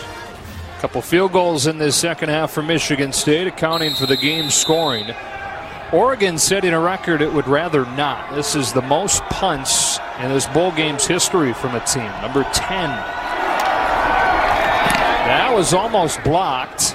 Pretty good punt. It sends Naylor back with a fair catch at the 45-yard line. It's a 49-yard effort from Blake Maimone. Michigan State back on offense. 14:53 left to go, trying to make it 6 wins out of their last 7 bowl games. It would hand Oregon a 4th consecutive bowl defeat if the score held here. And the Michigan State offense has found its rhythm the second half. Third quarter was a good quarter for them, productive. It's in large part been based on field position. Short fields to work with always makes you feel a little more confident about your chances of making something happen. Yeah, pretty much this entire half has been played on Oregon's end of the field. More good field position for the Spartans here.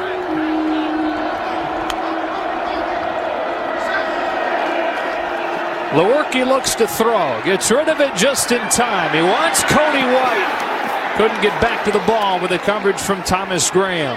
Yeah, that's just good coverage by Thomas Graham.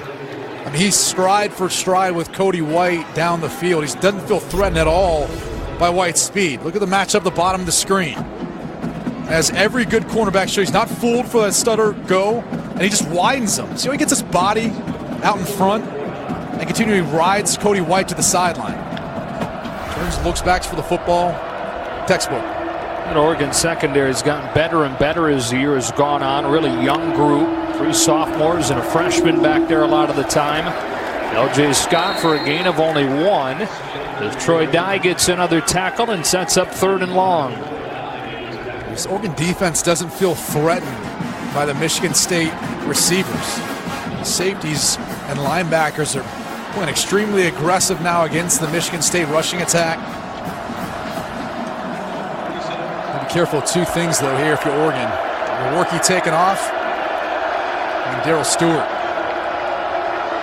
Yeah, Lewerke has burned him on a few occasions today. 3 runs of better than 15 yards. On 3rd and 9, there's a whistle. Looks like it might be on Jordan Reed. Full start. Offense, number 55. That's a 5-yard penalty.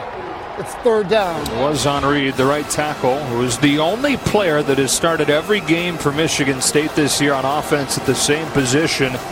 A group that brought back 10 starters from last year, but 10 of the 11 starters to open the season have missed at least 1 game this year. They're down 14. Lewerke flushed off his spot and tripped up from behind by Lamar Winston. Lamar Winston, for playing that outside linebacker position, he's not very big, but he is quick and he can get up around the edge and retrace his steps. That's exactly what he does here. He's working as Kevin Jarvis, the right guard. He's got almost 100 pounds on him, but he utilizes that speed to make a play.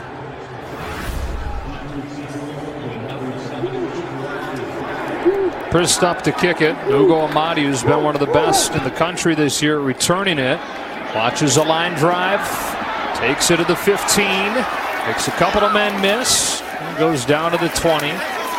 Special teams tackle from Grayson Miller. Early on in the fourth quarter, can Oregon find the offense down 6-0? 12:59 left to go in the Redbox Bowl. The Redbox Bowl on Fox is sponsored by Target. Discover all the ways to get your Target run done. Now by Domino's. Order online and track your order. Part of the bowl week. Saturday morning, both teams taking part in community service downtown San Francisco. All in the lead up to the Redbox Bowl, which Michigan State leads 6-0 here in the fourth quarter. Joe Davis, Brady Quinn, and Bruce Feldman as Oregon goes back to work from the 23-yard line with a Justin Herbert throw. Quickly outside to Jalen Red. Red able to get a first down and then some. Tackled by Andrew Dowell. It's been noticeable, too. You can look at the sideline for Oregon. That last defensive series for them, sideline started to get into it. We're starting to feel a little bit of momentum here. If you're Justin Herbert, this is where you make a case for yourself as why you should be one of the top overall picks. It starts in this bowl game as you head into 2019. Travis Dye gets 3. You figure, I mean, an offense that averages close to 40 a game, that it's just a matter of time before they find something. In the second half, just 39 yards. One first down. Second down and 7 out of an empty set. Herbert down the seam has Red, who's got 2 big receptions on this drive.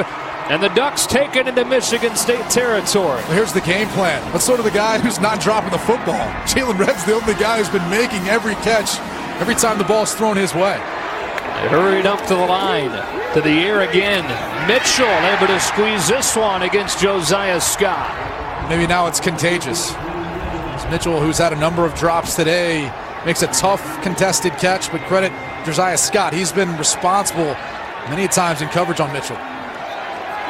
Deepest the Ducks have moved it today. Second down and short. Travis Dye straight ahead for a first down. Boy, he is so nimble. Just the way he can move and articulate his body. Seems like this is happening just in an instant. I mean, that's how fast this Oregon offense can operate and how quick they can come back into a ball game. Herbert lofting. Mitchell adjusts. He's got it. Touchdown Oregon to tie the game.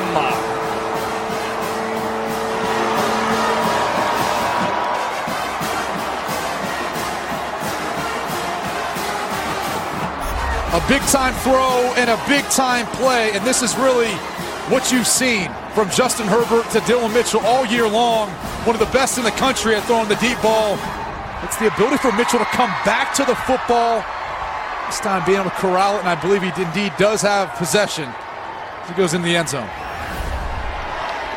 So Oregon finds it just in time with 11:19 left to go. Their first points of the day.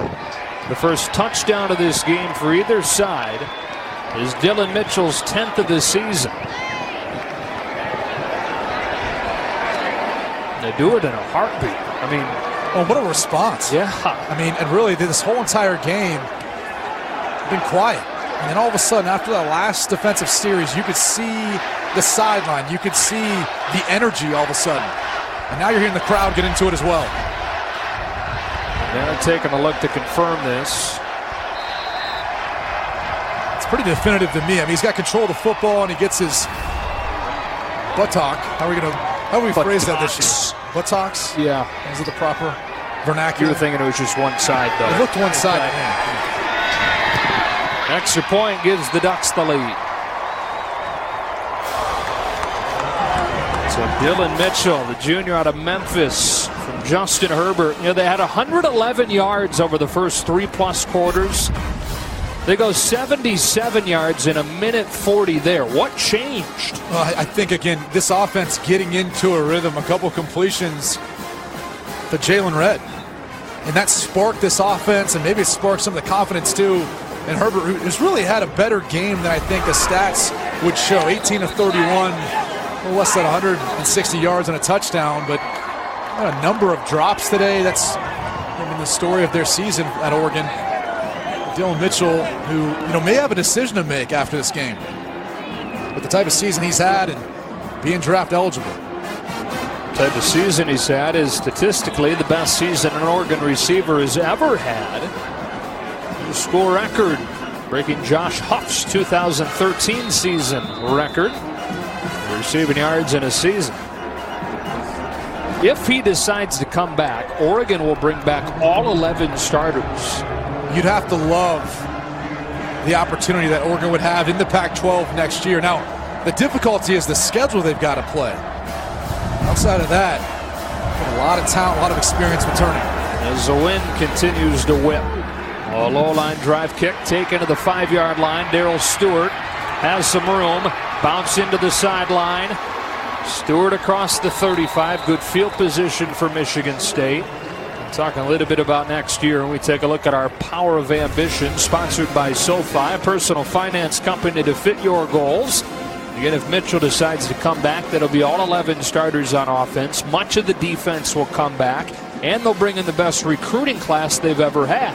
Yeah, 5th overall this year based on the rankings. That opener versus Auburn, though, it's going to be tough.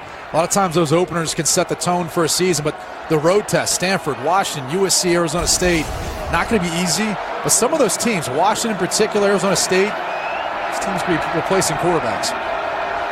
So the Spartans trailing for the first time today. Open this drive with an end around to Jalen Naylor, who gets a block. Then Apelu flies up to stop him and a gain of 3. This is going to be a hard defense to beat laterally, especially with misdirection. You can try, but Apelu and Dye, linebacker position, they do a good job of running to the football, sideline to sideline.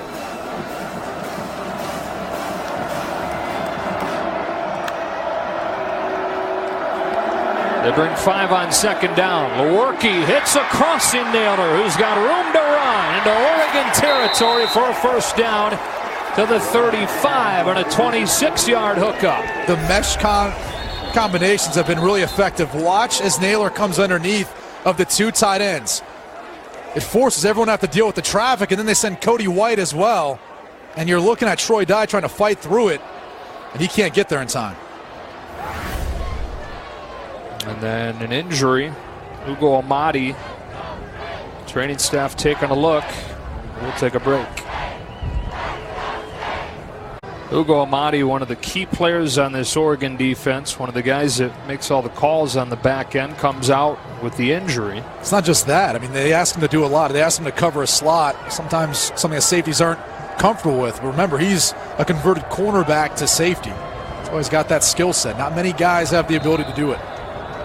Well, Brian Lewerke and the Spartans trying to respond to Oregon's first score of the day. They're on the move with the first down at the 35.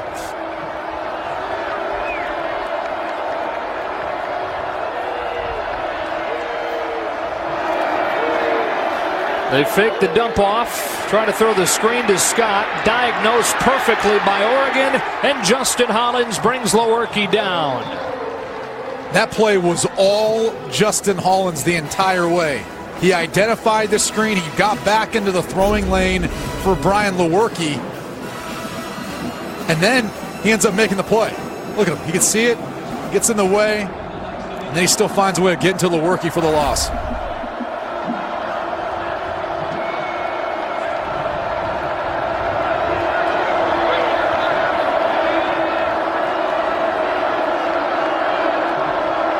Stewart in motion. Lewerke fakes it to him. Lets the blocks develop and hurdles his way to the 32. Quarterback running game is so tough to stop because what it forces on the defense is really usually the deepest defender is the only guy who's not accounted for in the blocking scheme. Most productive running day of the season for Lewerke. 3rd down and 7 for the Spartans. Looks like pressure from Oregon. Brought a bunch of it today. And they're bringing it again. That is incomplete. Brought it effectively once more. So 4th and 7 for Michigan State from the 32-yard line. And that thing didn't come out right from Brian Lewerke's hand. It looks like an unwrapped Christmas gift. Jim Leavitt a number of times has brought the house blitz, leaving just man-to-man coverage in the back end. As I stated before, this Oregon secondary isn't threatened. How about this? Matt Conklin going to come on and attempt a 49-yarder, which would match a season high. In the windy conditions here in Santa Clara. Wind not as bad, though, in this direction. Officially, they're going to call it a 50-yarder.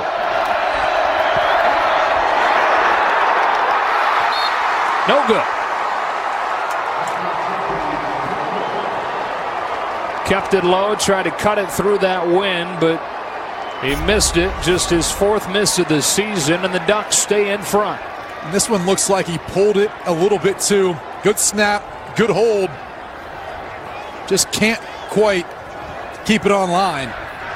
And a huge stop for the Oregon defense now, giving their offense an opportunity to get back on the field and carry some of the momentum they finally built on that last drive.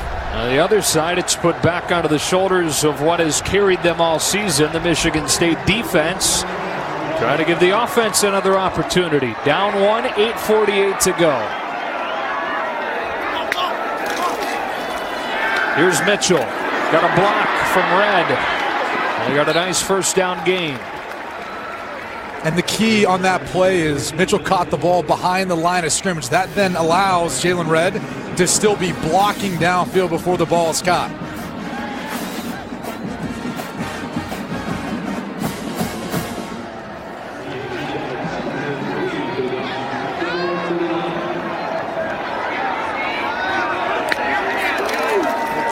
C.J. Verdell has the same and a first down. Stays on his feet into Spartan territory. 16 yards and the Duck offense finding life here in the 4th. Credit the offensive line. Look at the movement they get. Everyone moving this way. And it's Verdell finding the seam. But they create a lane for him. He's able to do the rest. Right back to him. This time hit in the backfield, but a face mask likely coming on Mike Panashuk.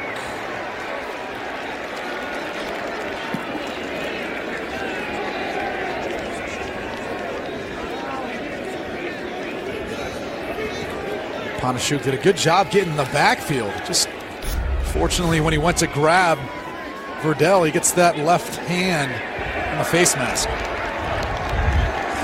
Personal foul. Face mask. Defense number 72. 15-yard penalty from the previous spot. Automatic first down. Both Panashuk brothers speak fluent Polish. A lot of times they'll speak it to one another during the game, and they say they get crazy reactions from the O-linemen. Yeah, that would mess with me if I was listening to that. Their quarterback hearing all that Polish on the other side of the ball. I would mess with that. First down at the Michigan State 30. Keep it on the ground. C.J. Verdell sticks the nose down and gets a short gain.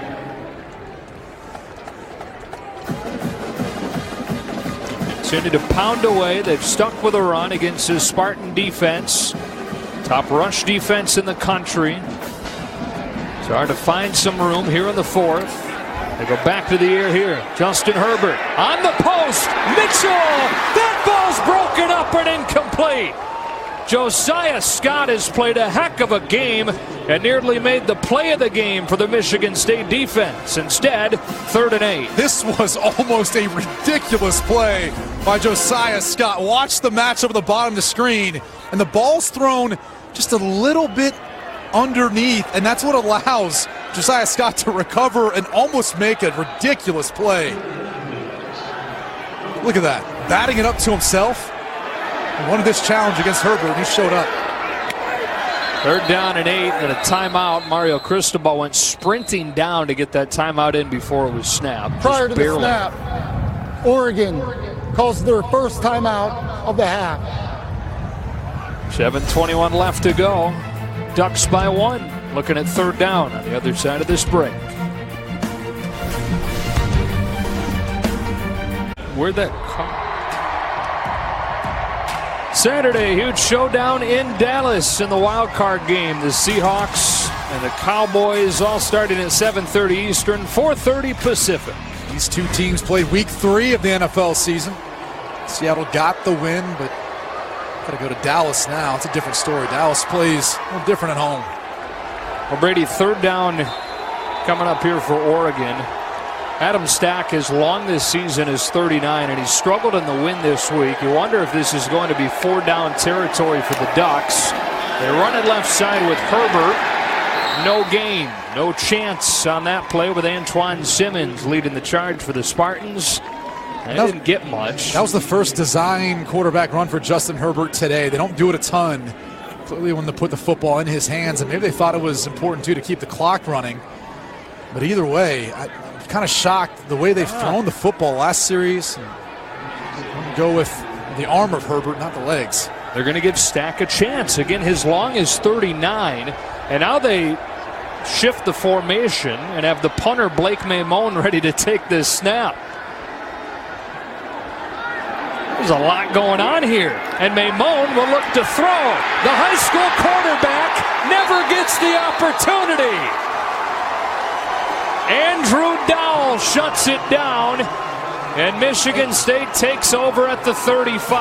I hate everything about that last play. You've got what some people believe to be what could have been the #1 overall pick in this year's draft, or maybe even next year's, and instead a 4th down play. You want a fake punt or fake? I'm not even sure what you're calling this, considering you're using your punter. I get the background, and maybe you're trying to catch Michigan State off guard. This is a well-coached football team with Mark D'Antoni. You're not going to catch them or surprise them with that sort of play. So you just would have kept the offense out there if you're going to go for it. I mean, you've got a much better shot at getting it, putting that ball in Justin Herbert's hands than your punter. And so 6:31 to go. The momentum shifting back to the Spartans here. Lewerke well protected on first down, but the coverage downfield tightened, so Apelu comes up and gets him. And we go down to Bruce. Guys, Ugo Amadi, Oregon's senior safety, who's really the leader of this team. He went back to the locker room. He's been diagnosed with a hip pointer. He is questionable to return. Like you pointed out, Brady, that is a big absence for Mario Cristobal's defense. But it puts more pressure on Holland because he now becomes that safety that plays in the slot. Again, all day to throw. Stewart comes open and gets 8. 3rd down and short. The player who comes in is Matrell McGraw, number 21, who's now coming off the field, but changes the personnel that you can use.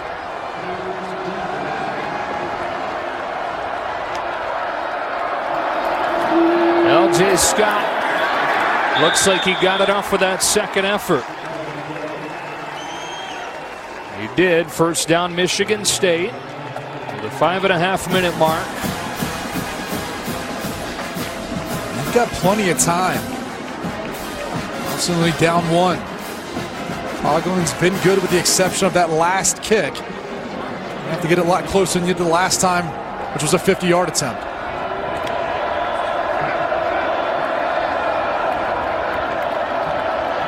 If it's me, I'm working towards Darrell Stewart. He's going against Holland, the true freshman. He's had a great game. He's in an unfamiliar spot, playing over the slot. Scott hit at the line of scrimmage. Gary Baker, junior defensive tackle. Inside 5 minutes now, 2nd and 10. And Ugo Amadi, back in the game for the Ducks. Maybe you want to test him. See how he's feeling, see how healthy he is. He's lined up over Darrell Stewart. Lewerke looking short side. Double clutches, now takes off. He's done this effectively today. Does it again for 8 or 9. And it's 3rd and short. It's the same concept that hit Jalen Naylor on before. That shallow cross with a mesh where he gets a rub.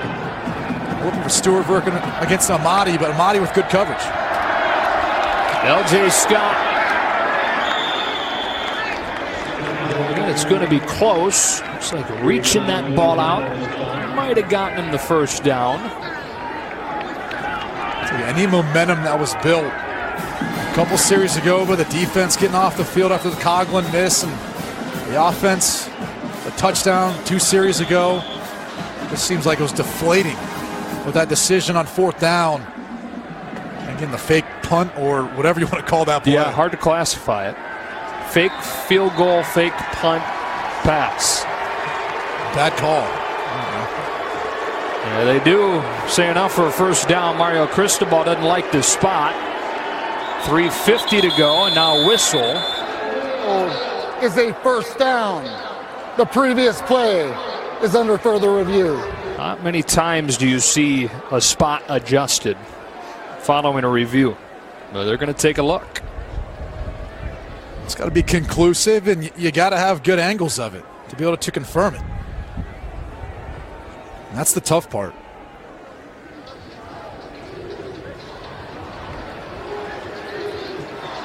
If you're Oregon, though, you've got to figure out a way of creating a play, creating a spark. And it comes down to the defensive coordinator, Jim Leavitt, maybe dialing something up. We've seen a number of times today he's utilized those house blitz. Let's try to take another look.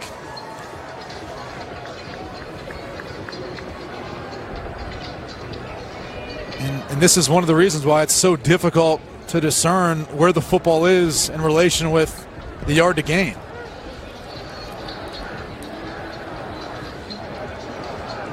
Well, they spotted him just past the 45, which,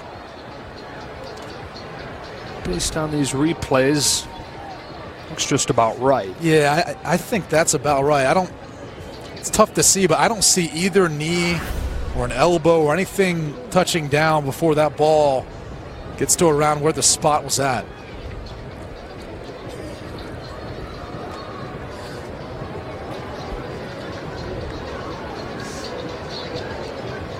On the flip side of this, I'm about to hear the call. After further review, the ruling on the field stands. First down. The flip side of this is, even though right now with the lead, Justin Herbert has to be sitting there on the opposite sideline thinking it's going to come down to me potentially having to make a play for my team. It's a position that you got to love to be in as a quarterback, and he's coming back for another year to play with his teammates, has some unfinished business, hasn't spoken publicly about the reasons why he'd come back, but it's one of those moments you love to share with your teammates. The same could be said right now for Brian Lewerke, who calls this the most difficult season he's ever had in any sport as an athlete. The shoulder injury, performance not what he had last year. Finds Darrell Stewart, who's out of bounds after 6 or 7. Trying to lead the Spartans to the go-ahead score here in the final minutes. Something that's different from when Jim Leavitt was at Colorado and what he's been since he's gotten to Oregon is played a lot more press man-to-man. He wouldn't give you those easy completions that he's been giving to opponents this year. So some of it's personnel, some of it's just experience. Guys not being as comfortable playing press man-to-man. Option play. Lewerke cutting it upfield, getting a first down inside the 35. He's got to be careful with the football. He almost lost it towards the end of that play, but it's the effectiveness when you involve Lewerke in the quarterback run game. It's a piece of this Michigan State offense. 64 yards on the ground for Lewerke today. Came into the game with 120 on the year. He's got good feet. It doesn't just show up in the way he runs the football, even in the pocket. I love the way he can move around and reset his feet, snap them around to address throws. More than 6 minutes on the clock when this drive began. The Spartans moving it down the field, and they looked for Cody White here, but he couldn't pull it in. Nice job by Thomas Graham to fight through the block of Darrell Stewart. And the spotlight back on Matt Coughlin, who missed from 50 on the Spartans' last drive. All Big Ten kicker, is hit from 49 this year, and is hit from 2 today. Or hit 2 today.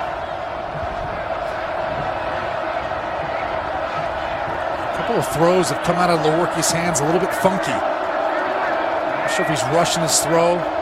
Just a product of the wind. Here's Scott. While Winston makes the tackle. Inside 2.5 left to go. Third down coming up for Michigan State. Darrell Stewart's leading the team in receptions today. 9 receptions so far in the game. He's been a reliable target for them on third down. A guy that I'm looking for if I'm Brian Lewerke. From here, it'd be about a 48-yarder for Coughlin.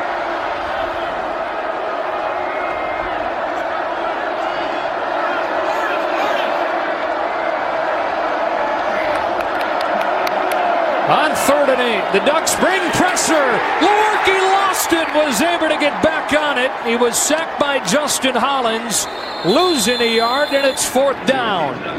Well, it's been the legs of Lewerke that have been a big piece of them moving the football and pick up first downs. They try to go once again. And watch as the rush gets upfield. Lewerke starts to take off. Almost loses this football. It's really only bring one. Just cold chewings on the outside. So missing his assignment. Timeout. We'll take a break. A 49-yarder from Matt Coughlin looking for the lead. The Redbox Bowl on Fox is sponsored by Wells Fargo Food Bank, helping more families share holiday meals. Now by State Farm, here to help life go right. Not many times in life do you get a second chance, but for Matt Coughlin, he's officially going to get another chance from 50 yards, trying to put Michigan State in front with 1:43 left.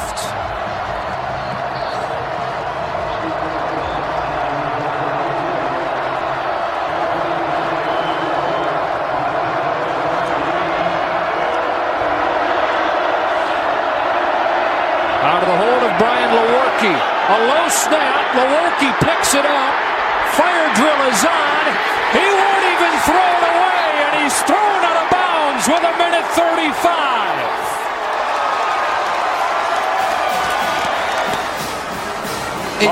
Go ahead. A blunder on special teams, and this has been the story the past two series. You said it, Joe. A low snap. Lewerke bobbles it, tries to get up the best he can. At that point, Coughlin's already stopped his approach, and there's no way he's going to have enough leg at this point to be able to gain enough momentum and be able to make it through for a 50-yarder, which would have been as long. If you're Brian Lewerke, you just got to throw this thing up and hope that someone downfield can make a play for you. Nothing to lose at that point. The only problem was Raekwon Williams, their defensive tackle. He was the only guy who released downfield.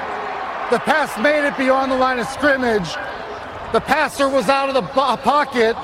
It's a turnover on downs.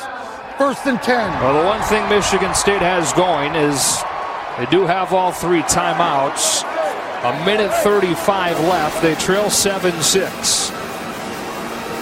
The way this defense has played, I'd be shocked if they found a way to get the ball back to Brian Lewerke. So he's got to have that short-term memory to potentially come back with an opportunity in this game. But an Oregon offense that has figured it out just in time the last couple of drives. They go to Verdell, who's shut down by Panashuk. And quickly, Michigan State uses the first of those timeouts. 1:32 left to go. We'll take the timeout with them. As you're getting ready to start your New Year's Eve parties, flip on FS1 tonight. Utah Northwestern in the Holiday Bowl at 6:30. Talked about Clayton Thorson earlier out of the Big Ten.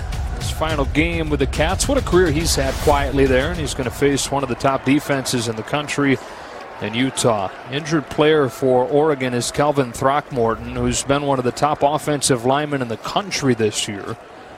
Yeah, it'll be helped off of the field. It's made 37 consecutive starts. The guy has played, 4 different positions? I mean, it's just ridiculous to think about what he's been able to do.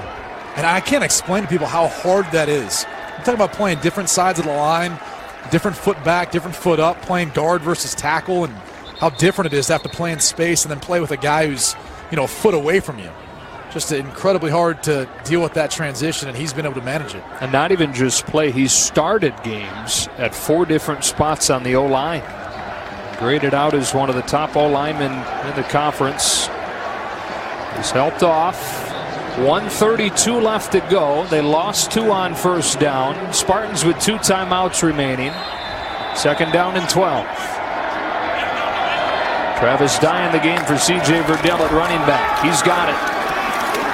He gets back 1 or 2. Raekwon Williams with a stop. And it's gone perfectly so far for Michigan State's defense on this drive. They used their second timeout, and it'll be third down.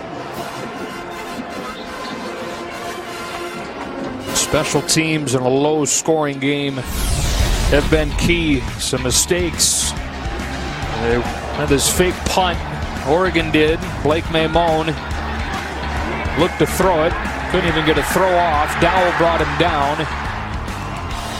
That kind of shifted the momentum, it felt like, back to Michigan State. But they couldn't attempt the 50-yarder with a low snap from Ryan Armour, and Brian Lewerke was thrown out of bounds, now just hoping for one last opportunity. And we saw their center, Matt Allen, go into the tunnel. I believe he came back out onto the field, but it would be a surprise for Michigan State considering their offensive line woes this year.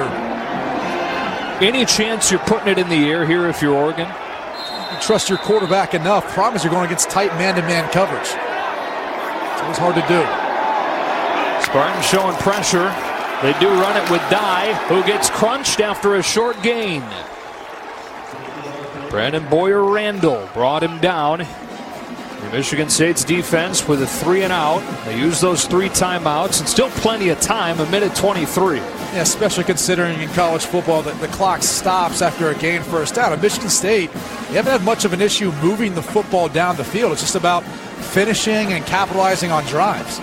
Something we haven't seen them do in today's game. They struggle with all year.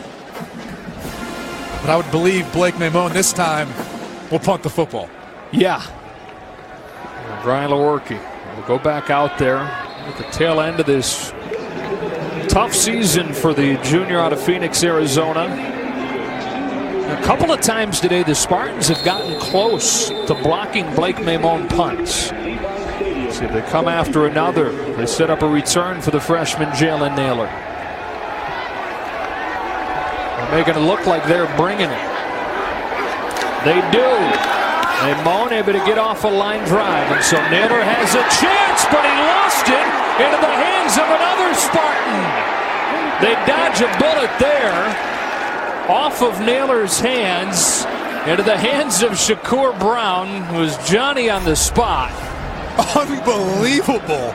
I mean, I don't know how many times you could ever imagine a player who's really down there blocking for his teammate, hoping just to create a lane for Naylor to return, and then you end up with the football in your hands.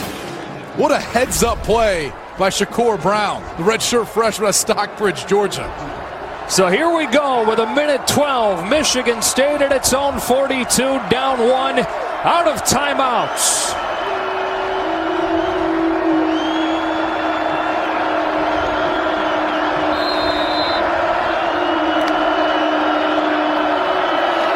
Lewerke all day, but the coverage again tight, and that clock will run as they hustle back to the line of scrimmage inside of a minute. And that is all the coverage by the Oregon defense. They pattern matched it. Looked like they knew the concept the way they passed off some of the high-low routes. Lewerke again in trouble. Flips it outside for Scott, who would just get out of bounds. Bumped there by Gus Cumberlander. Third down and long with 45 seconds. Well, they need more in-breaking routes. I mean, you just give something short where you can get a catch and run, whether it's Cody White, Darrell Stewart. I mean, everything right now is they're trying to go vertical and they're trying to go out. It's putting a lot of pressure on Brian Lewerke on a windy day with the way the pass rush have been from Oregon. Need to get it inside the 35 roughly to feel like they have a shot with Matt Coughlin. Third down and 12. Can Lewerke make a play? He's given time. He delivers incomplete. Out of the reach of Naylor, and it's fourth down. And what I don't like is, again, you're running a spacing concept into the boundary, I mean, the short side of the field. Those concepts are utilized better to the wide side because you have more space to stretch the defense in their zone coverage. I'm not sure why they continually do that with a number of their concepts. Nonetheless, fourth down, the thing that matters here is Brian Lewerke giving his players a chance to make a play and continue to drive. Trying to keep the Spartans' hope alive here on 4th and 12. All 11 stand for Oregon. Lewerke has time. Can somebody come free? Over the middle. Incomplete. Had it in his fingertips. Thomas Graham knocks it away. And Oregon is going to win the Redbox Bowl. In a game where offense was at a premium, 7-6 with 32 seconds remaining. Well, this might have been the catch of the year for Cody White if he was able to make it, and he does a good job of trying to uncover and continue with this route once Lewerke bought time. Just couldn't hold on to it at the end, and credit Thomas Graham for sticking with Cody White across the field. I'm sure him wrapping him up towards the end impacted his ability to make that catch. And for the Spartans, different game, same story. The defense, remarkable again. They hold Oregon to 208 yards and just one touchdown, but ultimately it's not enough because the offense manages just 2 field goals. And the Ducks, for the first time since 1992, win a game where they score 7 points or fewer. They've won their first bowl game since 2014. And Mario Cristobal's first year as the head man. And what a huge month, really, for this Oregon team. The way they finished the season, winning 2 in a row, having a huge recruiting class, number 5 in the country, getting your quarterback coming back, maybe the entire offense coming back. I'll see your head coach not going anywhere else. He's going to be staying in Eugene. Future's bright for the Ducks.